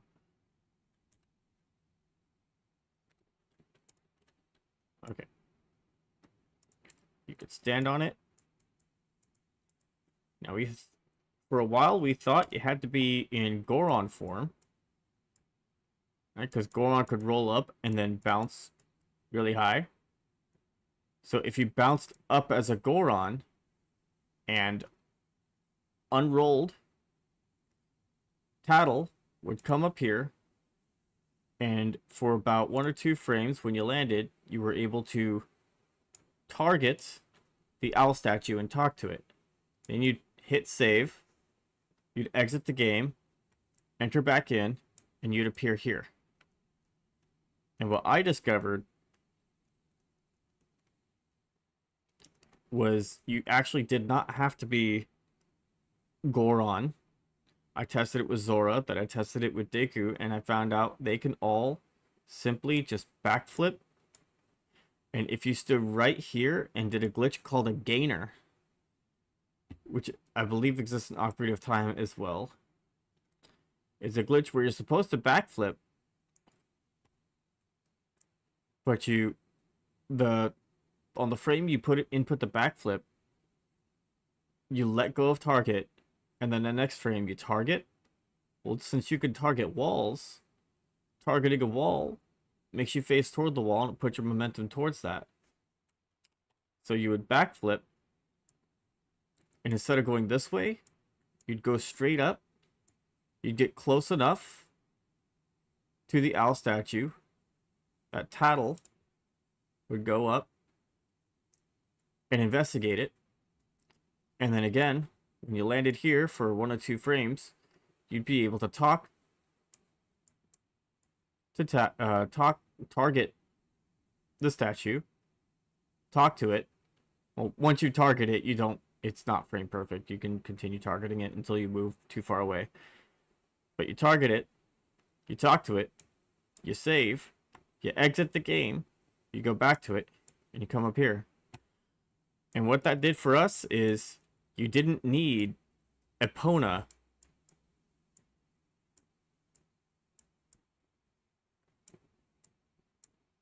You didn't need Epona to get over the fence anymore.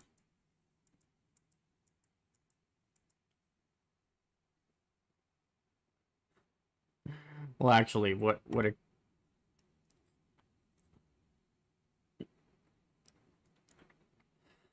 take that back. It wasn't taking away the need to get Epona over the fence. We had other ways of getting over the fence. What it took away the need for is once you got here, you did not need the Kamaro mask.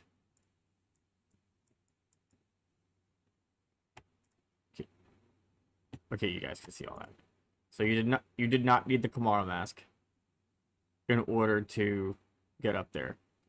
Because what usually happens is there's a guy who sits up here, and if you have the Kamaro mask, or the Gibda mask, or the captain's, or sorry, Kamaro mask or Gibda mask, he would spawn a tree that you could use to hook shot.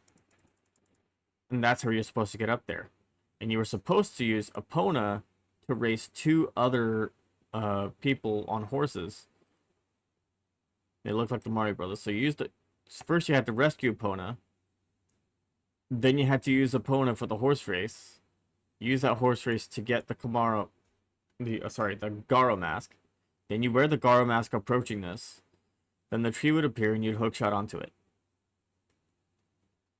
And instead of all that, we hopped onto a rock that Grezzo put right below the statue. And they were probably putting that rock there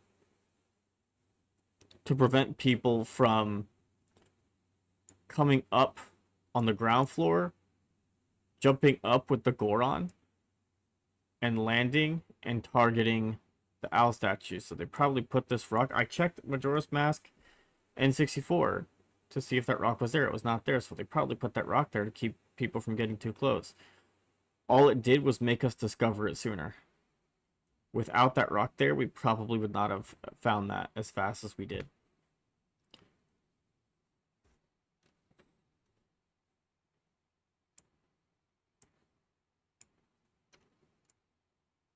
So that was a crash course on base Grezzo. You think my chat thing broke? Yeah, it kind of looks like it. That's top of your recommended. Hopes the algorithm gets you more. Oh my gosh. This was at the top of your. I was at the top of someone's algorithm. Wow. Yo, I think that's a first for me. Hold up. Let me try refreshing my Prism.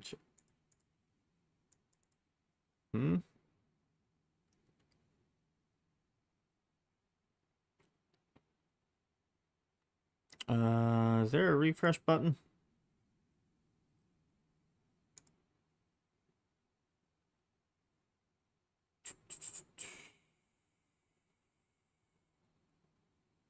Let's try like align chest up. Okay, that thing happens in real time.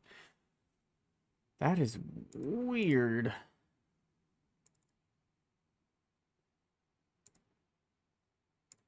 wonder why you can't see it. Why is it not happening? YouTube likes it. Small creators is their recommendation from top, which is neat. I think small latest video popped off and then stopped popping off.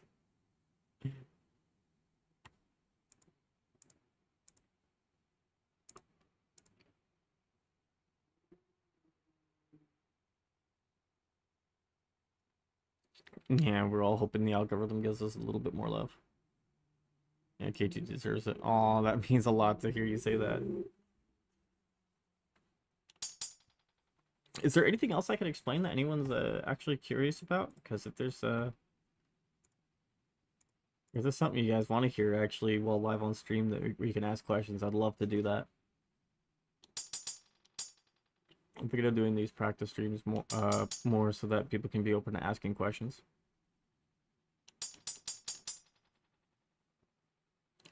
I play D&D. Gosh, this is weird. Cosmic, if you're still there, I want to open my Twitch chat on mobile.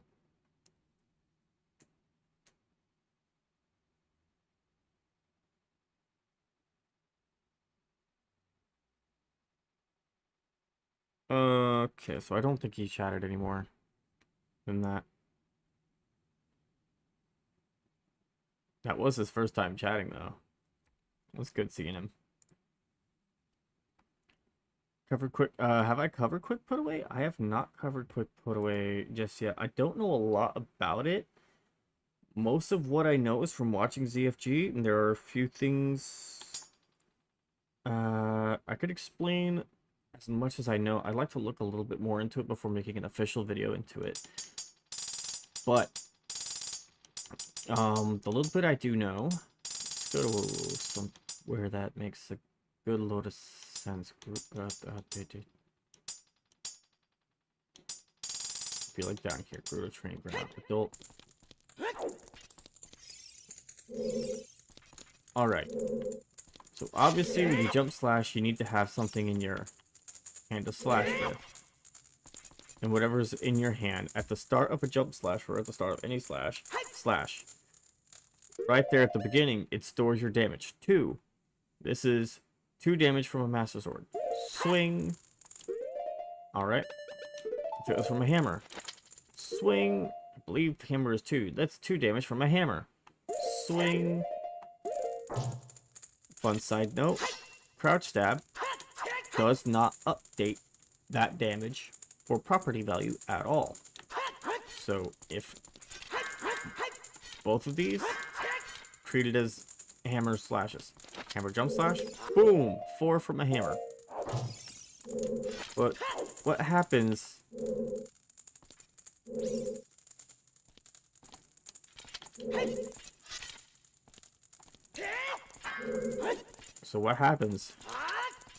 if you jump slash and nothing was in there? So that's quick put away with an empty jump slash. That is a method of quick put away that is 1.0 only. ZFG is doing some low percent all dungeons practice, which is 1.0 only, because he needs to be able to do that exact trick. Second try PvPA pod, thank you. So when I crouch stab, since it doesn't update that value, there's a glitched value in there. So that's glitch damage, which technically is, I consider it more of a sub-glitch, really, or an extension of what you could do with quick put away. There's, we're gonna come here with quick put away. There's also a way of, when you're putting something away, and you see, he put it away, he grabbed it, but he put it away to take out. What is happening here? Like, he's putting the stick away in a way where there's really no animation for it. It's interrupted by pulling out the beans. So now there's a glitch damage stored. Or not so much a glitch damage stored. There's a Deku stick in our hands that the game doesn't think is supposed to be in our hands. It doesn't really think it's there. So for one jump slash, and only one jump slash for some reason,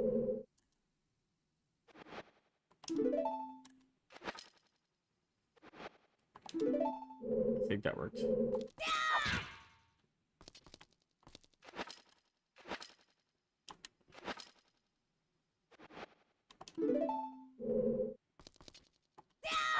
I'm not sure what it looks like when you actually get it. That's the problem. I don't do this method very often.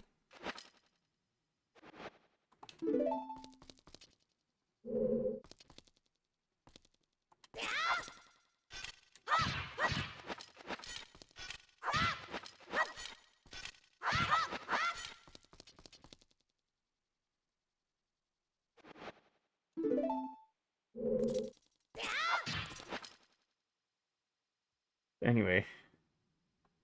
Yeah. This method is easy. You are correct. This method is easier, but it is definitely 100% harder to use. I wish I understood more about that. Part of the hilarity behind this, though, we're going to actually, there we go. See the effects of it. Since there's a glitch damage on it, there's not only a glitch damage value, but there's glitch damage properties, which it's a whole list of properties. Fire arrows is one of them.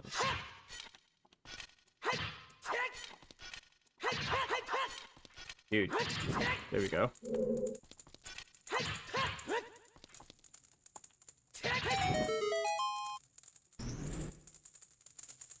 Yeah, kind of dumb. Hilarious, there's a lot of enemies that prioritize taking certain types of damage in a certain order. So if there is a piece of, if there's some damage, what's the best way to explain this? If there's damage in the pool where it takes it in that order, but that thing is not programmed to do any damage in that type of damage, it stops right there and it does not do all the extra damage. So that's why... Actually, we have a great example right here. That's why I have glitch damage value. I still have it because I have not done any normal... I have not done anything other than crouch stab since I got it. But you'll notice...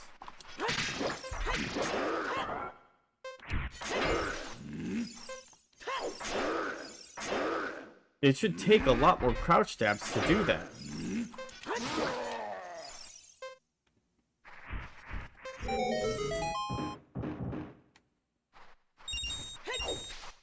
Yet, there are some enemies for crouch stabs. Oh, yep. So, unfortunately, all the damage types don't stack. It finds the first one that it's vulnerable to, or has a special thing for. The first one on its priority list says, okay, yeah, that does this much damage, applies that, and then stops with the rest. So despite the fact that QPA glitch damage can take down an Iron Knuckle in only 4 crouch stabs, there are several enemies where it doesn't matter how many crouch stabs you do. I wish I could think of a guaranteed example. I think is Freezer in here? See that? There's an example.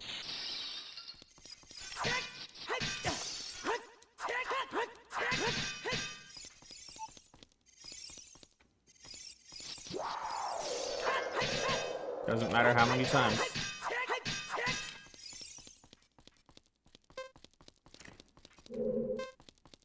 So that's why glitch damage is so finicky to try to get into runs. You don't get to see it all the time. Otherwise, it would just be so OP, right? And yeah, glitches are so much more fun. You can't just take one glitch and just use it everywhere. You know, there's nuances to it. Immortal Freezer. I want to see if I can try to get this legitly.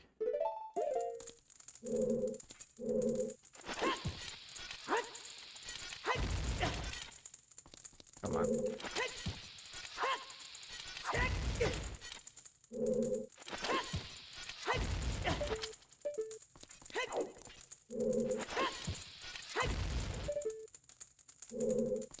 Okay, getting ISG with glitch damage is really hard.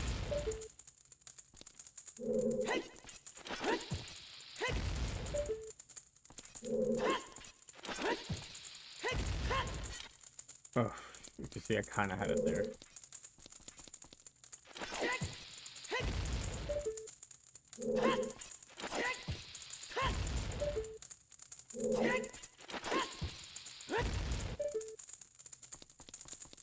Okay.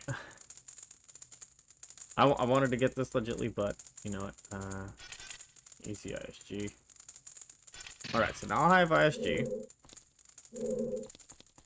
And so now you know that damage instantly blows up a bomb.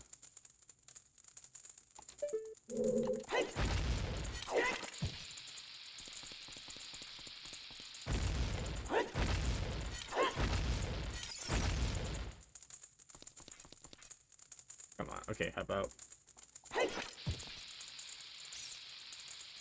Yeah, so... People say, oh, free MM style hovering. No, actually, that's not the way it works. If you pull out the bomb and shield it too fast, it's still just... Yeah. It's one of the most cursed things you've seen with QPA's glitch damage value. Using boomerang damage to hover up the parasite tentacles and jabber to kill him with ISG. I've tried it. It's hard. It's so hard. I couldn't even find a way to get like actual glitch damage in there.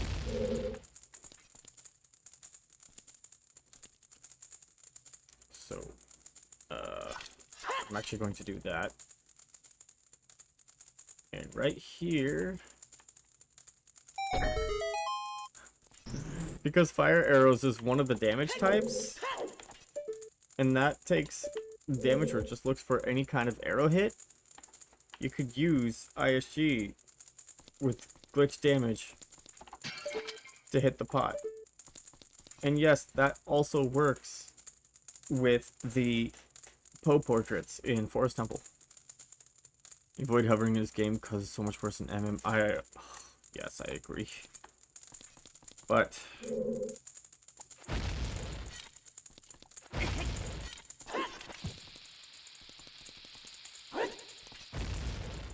yeah, I did lose it. Okay.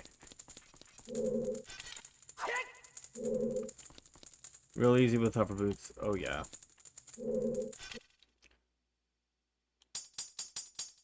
So yeah. Actually, yeah, that gives me an idea. I'll practice this just a couple times. Maybe. I don't know, maybe one more than once.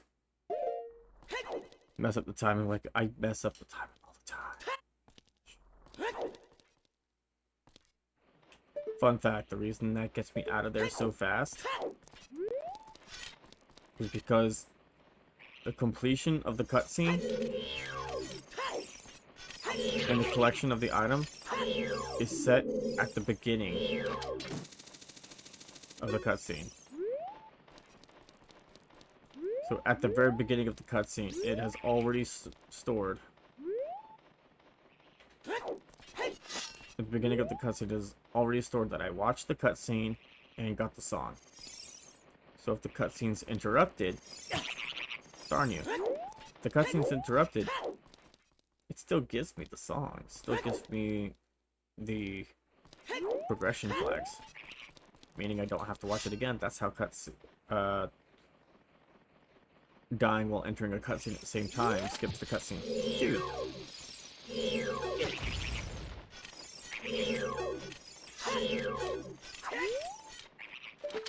Oh, I forgot. Yeah, in this branch, I have...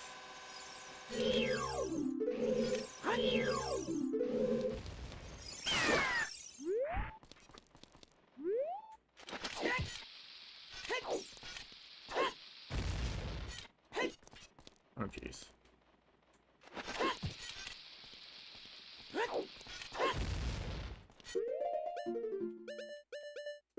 All of my joystick directions are also mapped to C-stick directions. In the bridge, in the main branch that I was using beforehand, right stick up was C up, this was C left, C right, and C down. But now this to the left, right, and down is also C left, right, and down, as well as these. So it's double mapped, and I didn't have that. That wasn't really an option in the main branch. 1, 2, 3, 4, 5. Oh, jeez.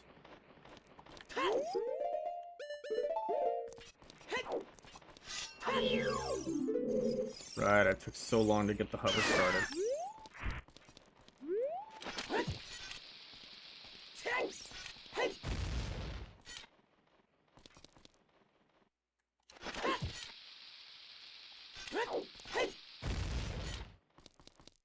What?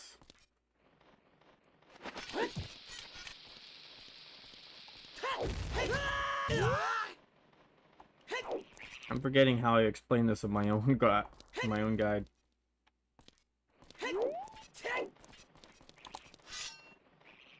Oh, now I remember.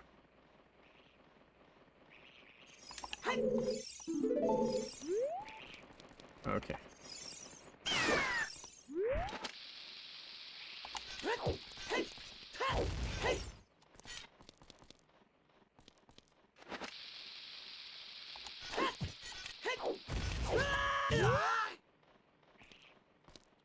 Dude.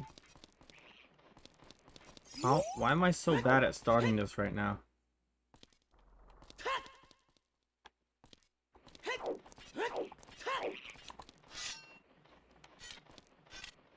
Yeah, good starting locations are rare to find for Ocarina of Time hovers.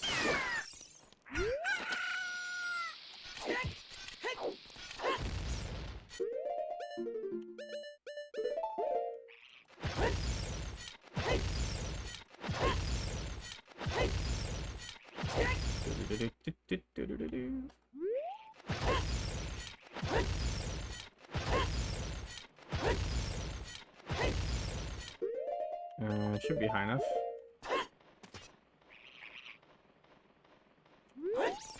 Okay. I'm safe from the way. I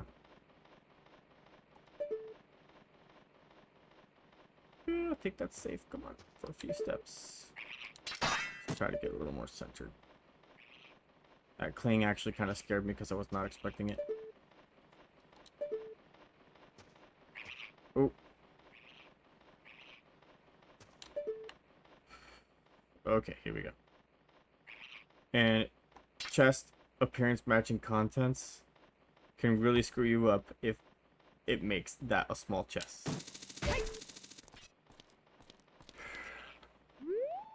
There we go.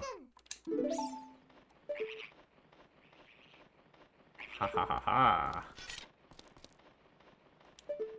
Suck on that way. Alright, do we want the heart piece?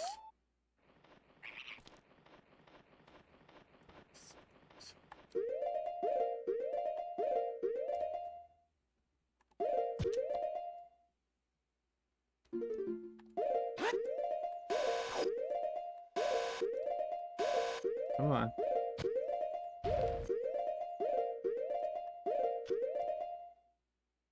If I backflip right here, should be a mega flip, right?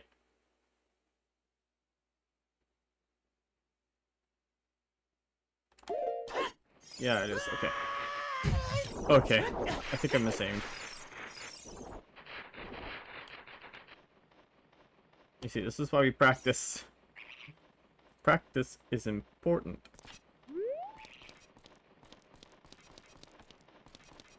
Should I just aim like straight for the side over there? Maybe I should actually be up here. Is there a setup to go all the way up without hook shot? Cause I don't know if you've seen one. I know I've seen ZFG do something like that. It might include QPA and starting hovers from that platform over there to get enough height so that you can side jump or backflip onto one of the hand platforms. Yeah, tons and tons of chews.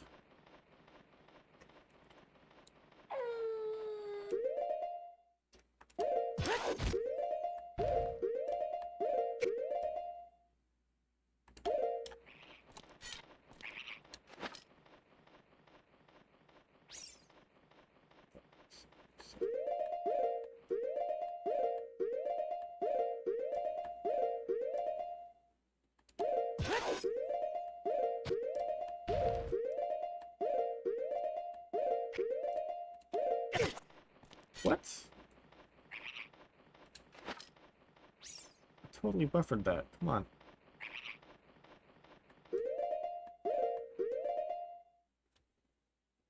Oh, not required. It would definitely make it easier than a non-QP hover, but it's still not free.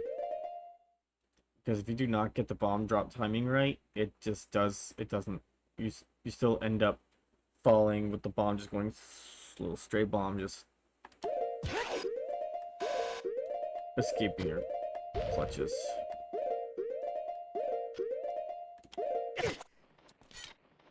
Okay, that's weird.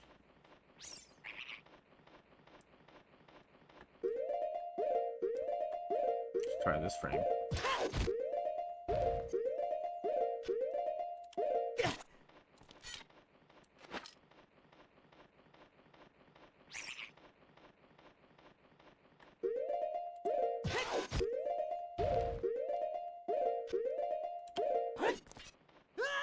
Wow. That's why the mega flip to over there is hard.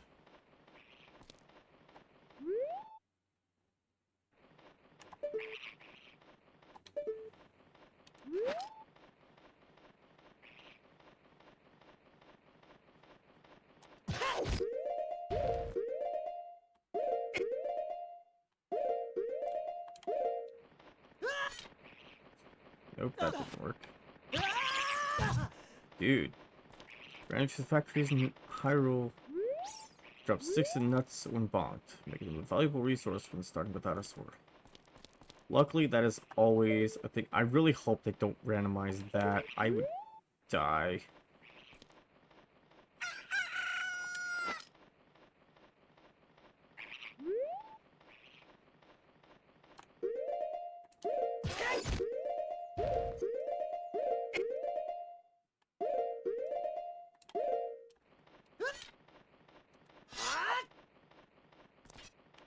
Man, I used to be able to get this no problem.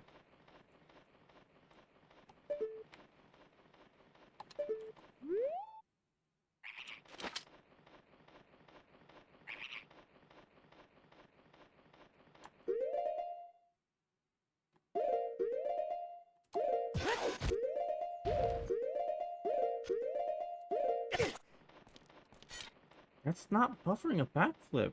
I don't know why.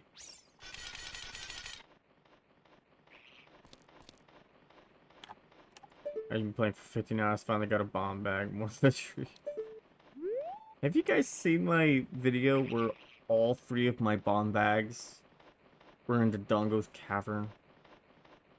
It would probably get so many more views and be so much more entertaining if it were not a 5-minute video where there were only 3 eventful things that happen throughout it.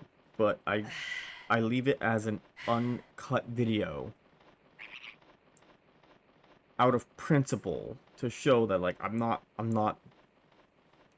blobbing, right? It was all one seed, all one visit. And the funny thing is, it was early in the run. I forget how early. I think it was like half an hour in. I'd gotten strength. I don't think I'd gotten bomb chews. So going into Dodongo's cavern was actually a very ballsy move.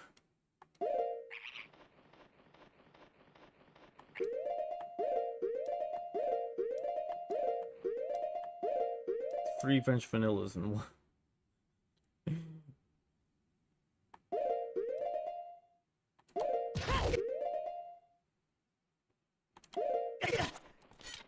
3 French vanillas and 1 seed.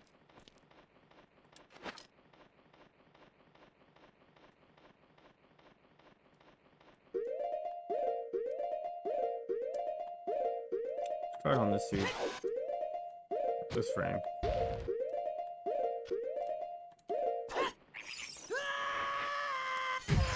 Oh, that feels like it was close.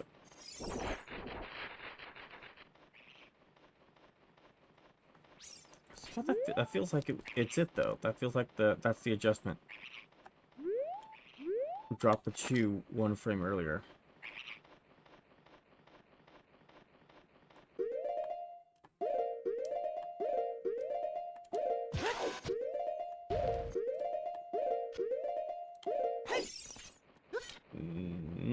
that did not quite work. Yo, get off my case.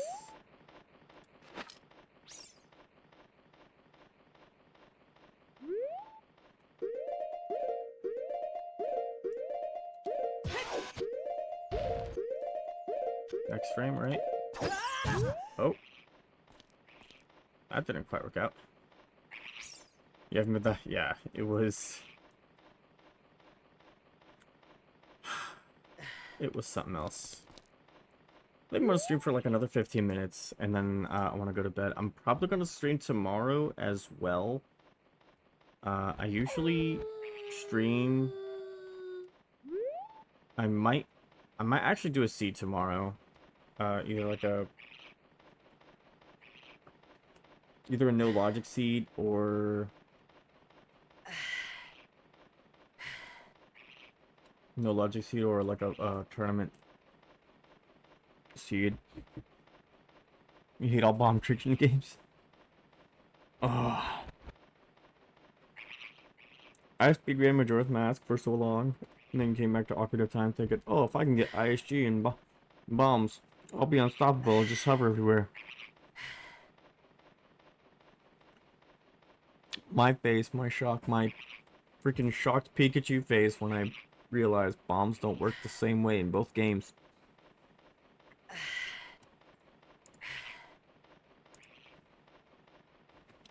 Yeah, I know. Oh, felt awful.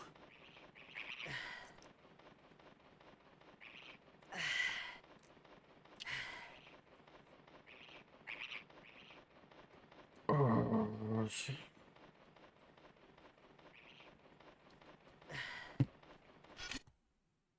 I had another thing I wanted to go over real quick before I was done.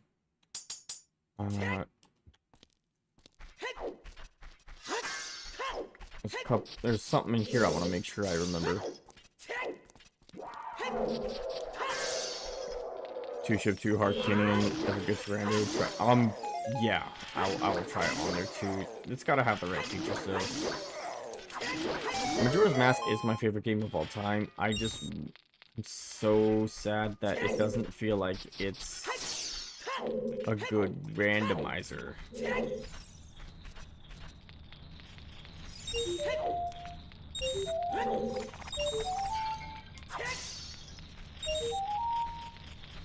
Maybe what's contributed to my feelings of it not being a good randomizer is the fact that it just feels like it's getting 50 new experimental features with each release without stabilizing itself first. Not to mention there's really only 4 regions to get to, so there's... Ocarina of Time has 8 dungeons. That's essentially 8 areas behind locks. Majora's Mask is 4. It's not as much. Plus, all the locks are essentially different variations of arrows. That's also not fun. I've tried it once. No, actually a couple times. I need to learn Majora's Mask more before I'm like totally actually ready to do some more on stream.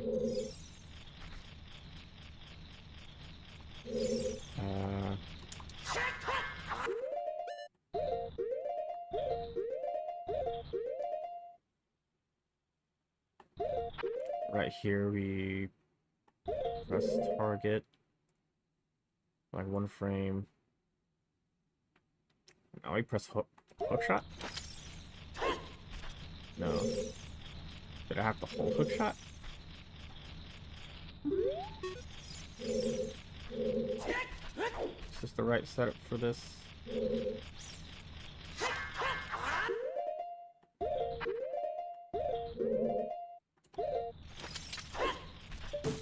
I might be using the wrong setup for the wrong...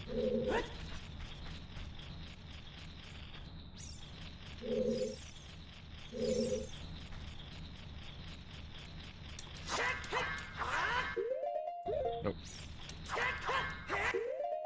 I actually have no idea how to do lunge storage. What the...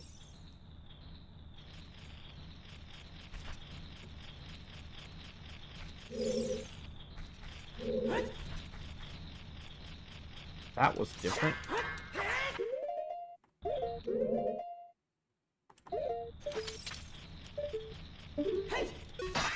No, I do have to keep a lock on.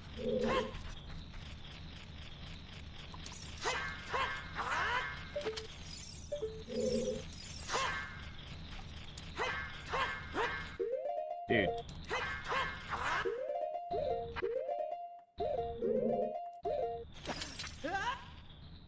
That is weird. Okay, so like, maybe this is one for this. Was it one ESS ride or two?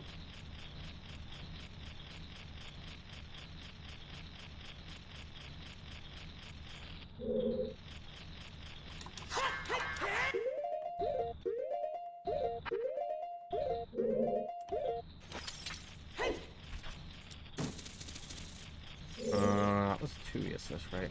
Let's try one.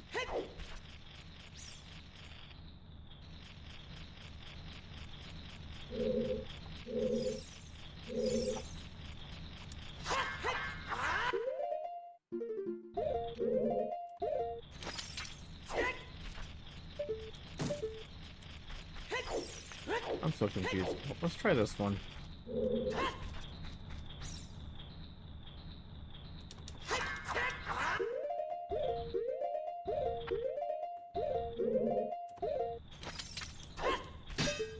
Okay, so that's the one where you simply target the red eyes. So the other one is when we target the other wall and do an ESS turn. Get lunge doors to stand right at the edge of a Link and jump slash, but when Link steps back, he falls instead.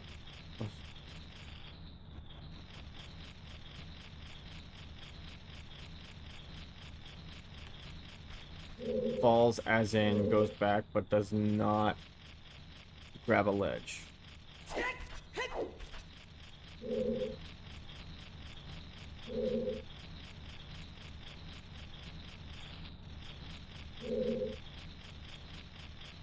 Let's try 3.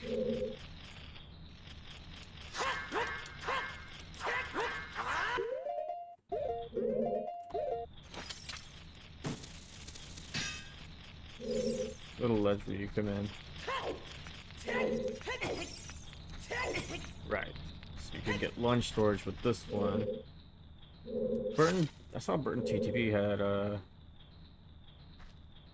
tutorial of getting through these pieces of ice with lunge storage as child.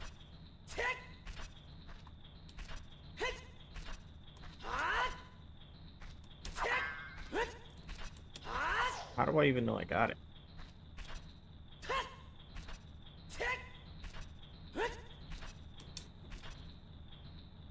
Is that it? Is that lunge storage? So it's back when he tries to jump slash. Instead of the edge, face away, he'll fall backwards. Oh, do I have to?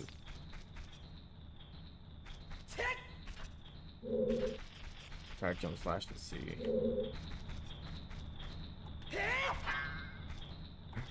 I don't know what that did. Hold on.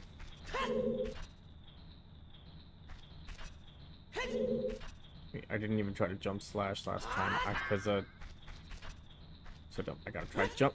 I gotta try to do a jump slash, not just a regular slash. Come on.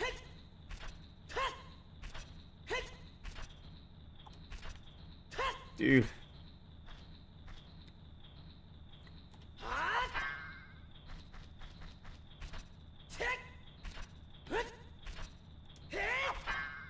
Wow. It's probably very precise. Come on.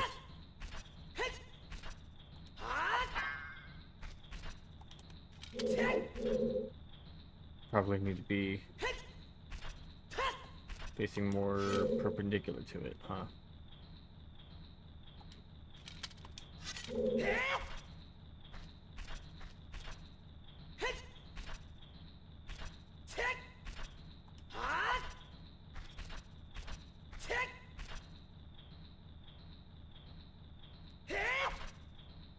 Hmm.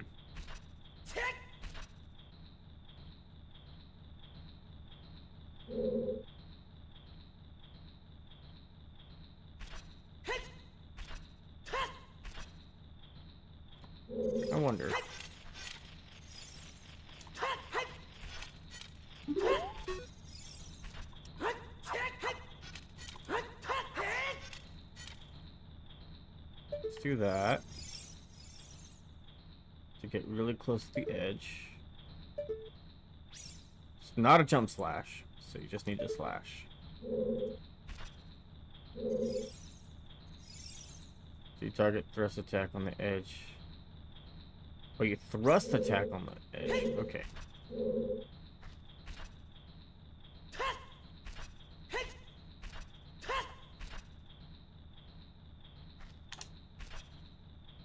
I think I got it.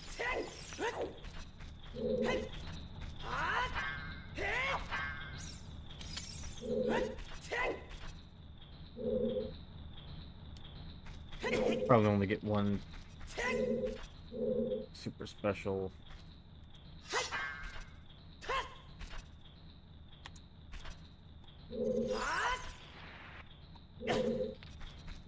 I couldn't see myself that well. Yeah, that's the kind of thing that makes sense that it will only work once. Oh, okay, yeah, he slid forward. Oh, okay, so... Dang, I thought I was supposed to see some weird anomaly.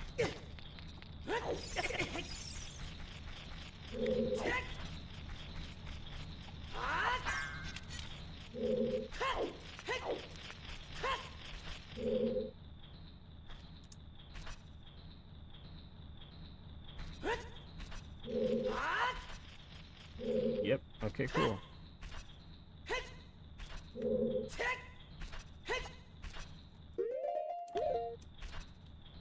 Okay, got the storage.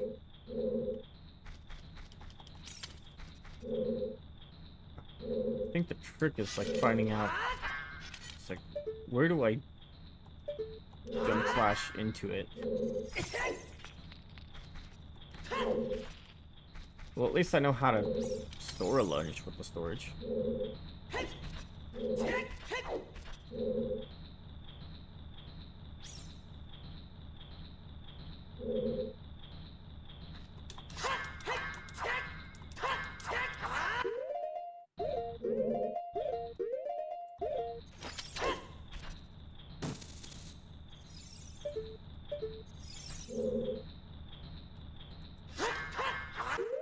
The first one you were using, yeah. Same setup as a triple slash.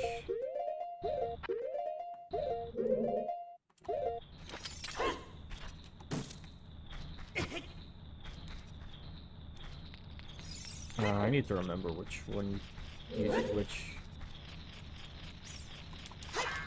storage. Not. I need to remember which ice used which setup.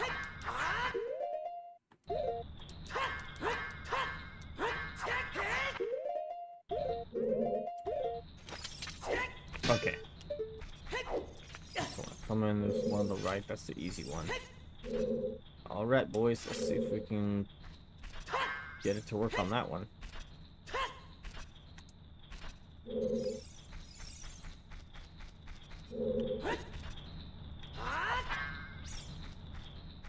That didn't like.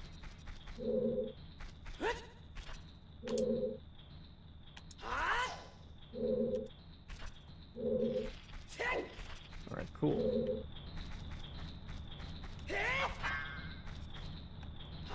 Are you sure this works as adult?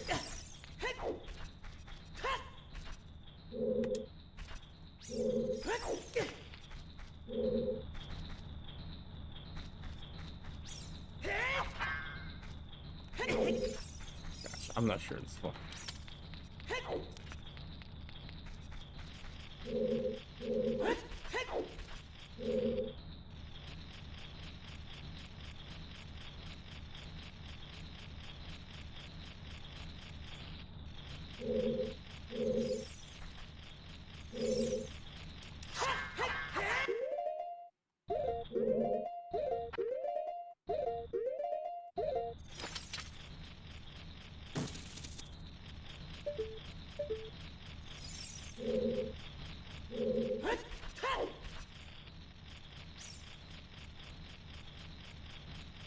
don't even know if I'm using the right setup.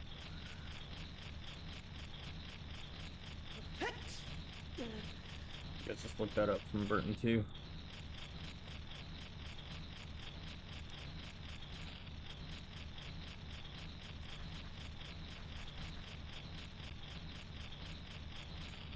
Shot or whatever you want for this, ready? So you'll want to come to this line here. Come into this corner. That's the one I want, the West Red Eyes. And if you want to clip through the red ice on this side, here, you align here on this wall, side hop, roll, and 1 ESS to the right. Then do the same as the last one, which is triple slash. It is only 1 ESS. We're trying 2 for all this time. Oh my gosh.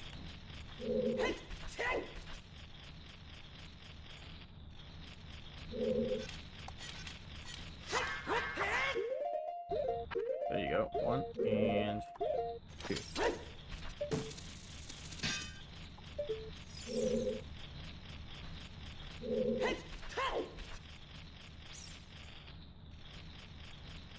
At least I know it's not the setup.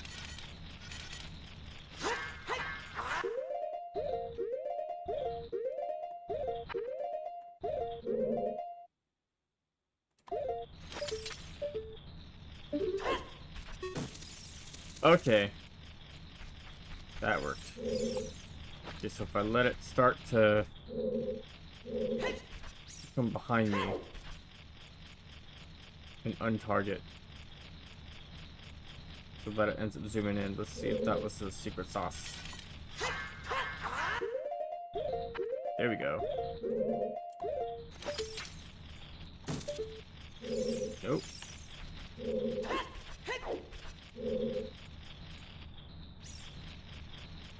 Maybe the secret sauce is just getting everything else right at this point. There we go.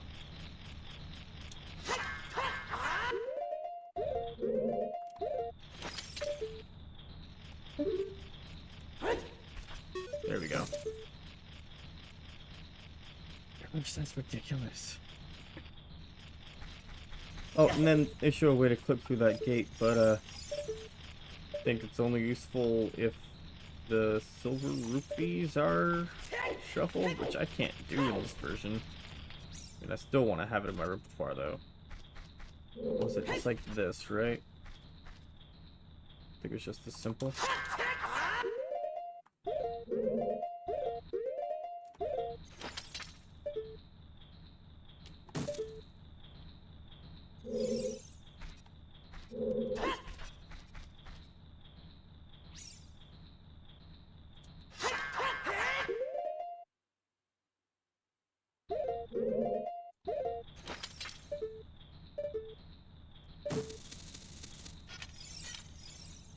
I took triple slash until now. Try another day. Yeah, try them whenever. Come back and let me know how it goes, okay? You can never click with these. It's hard. Hard, but it's satisfying.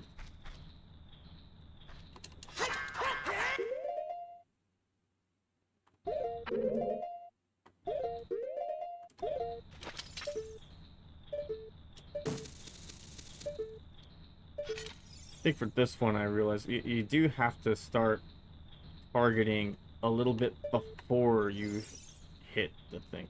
Now there is a bit of collision that you can stand on just over here, so I'm gonna walk forward until my shield is mostly off screen. Adjust myself. Ah, darn it.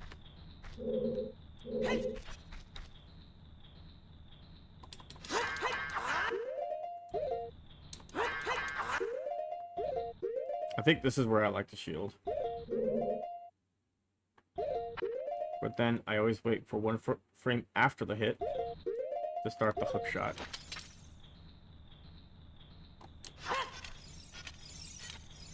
Nope, that's not it. Okay.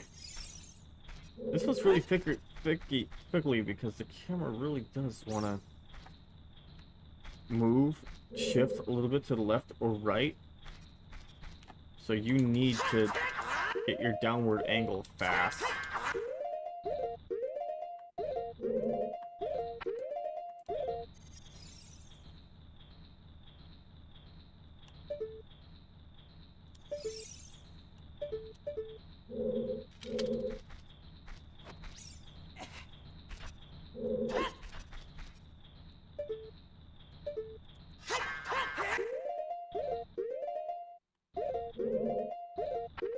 And one extra one, and then hook shot.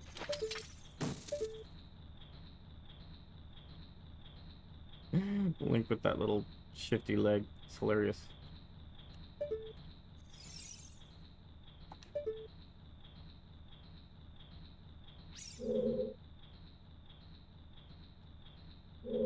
Of course, just no. Darn it! I was hoping thrusting forward would help me get to the edge of the.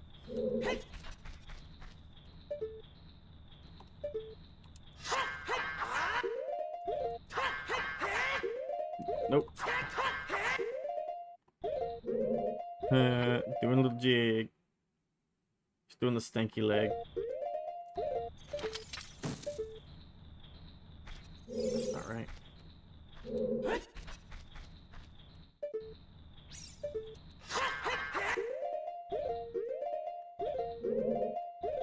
There's a hit, one extra one, and then hook shot. There we go.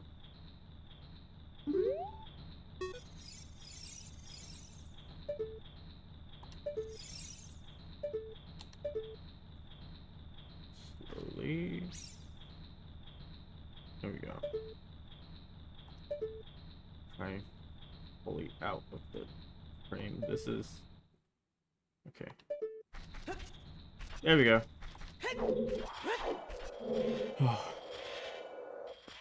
Last little bit is heart wrenching. No butt clencher. Alright, it's a little bit past where I wanted to go now.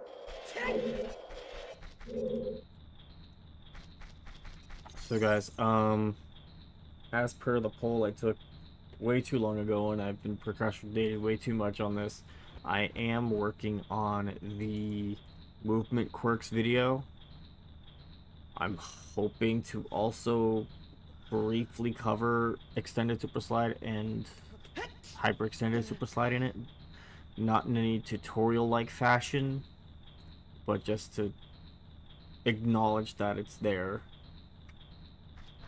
Gosh, I've heard that without a good controller, you know, proper controller, like a game controller using without like an actual ESS adapter, ESS hyperextended super slide is actually really hard. Which is probably why I've only got it like 10 or 15 times out of several hours of trying one day. So I'm hoping y'all are looking forward to that. I'm hoping y'all are looking forward to more streams. Again, best way to support is just to keep tuning in when I stream and when I post. You guys can join my Discord if you want to share Discord between myself and Lily. Can confirm Hess is super hard. Freaking ZFG makes it look like a piece of cake. Like, he makes me feel like I should have it down already. And of course I really need to stop comparing myself to ZFG. But I think of course we all do. I really love you guys, and I hope you guys will tune in, and I really want to make more content for you guys. I'm hoping to get that out. Hopefully something new and special before the Christmas season is here and over.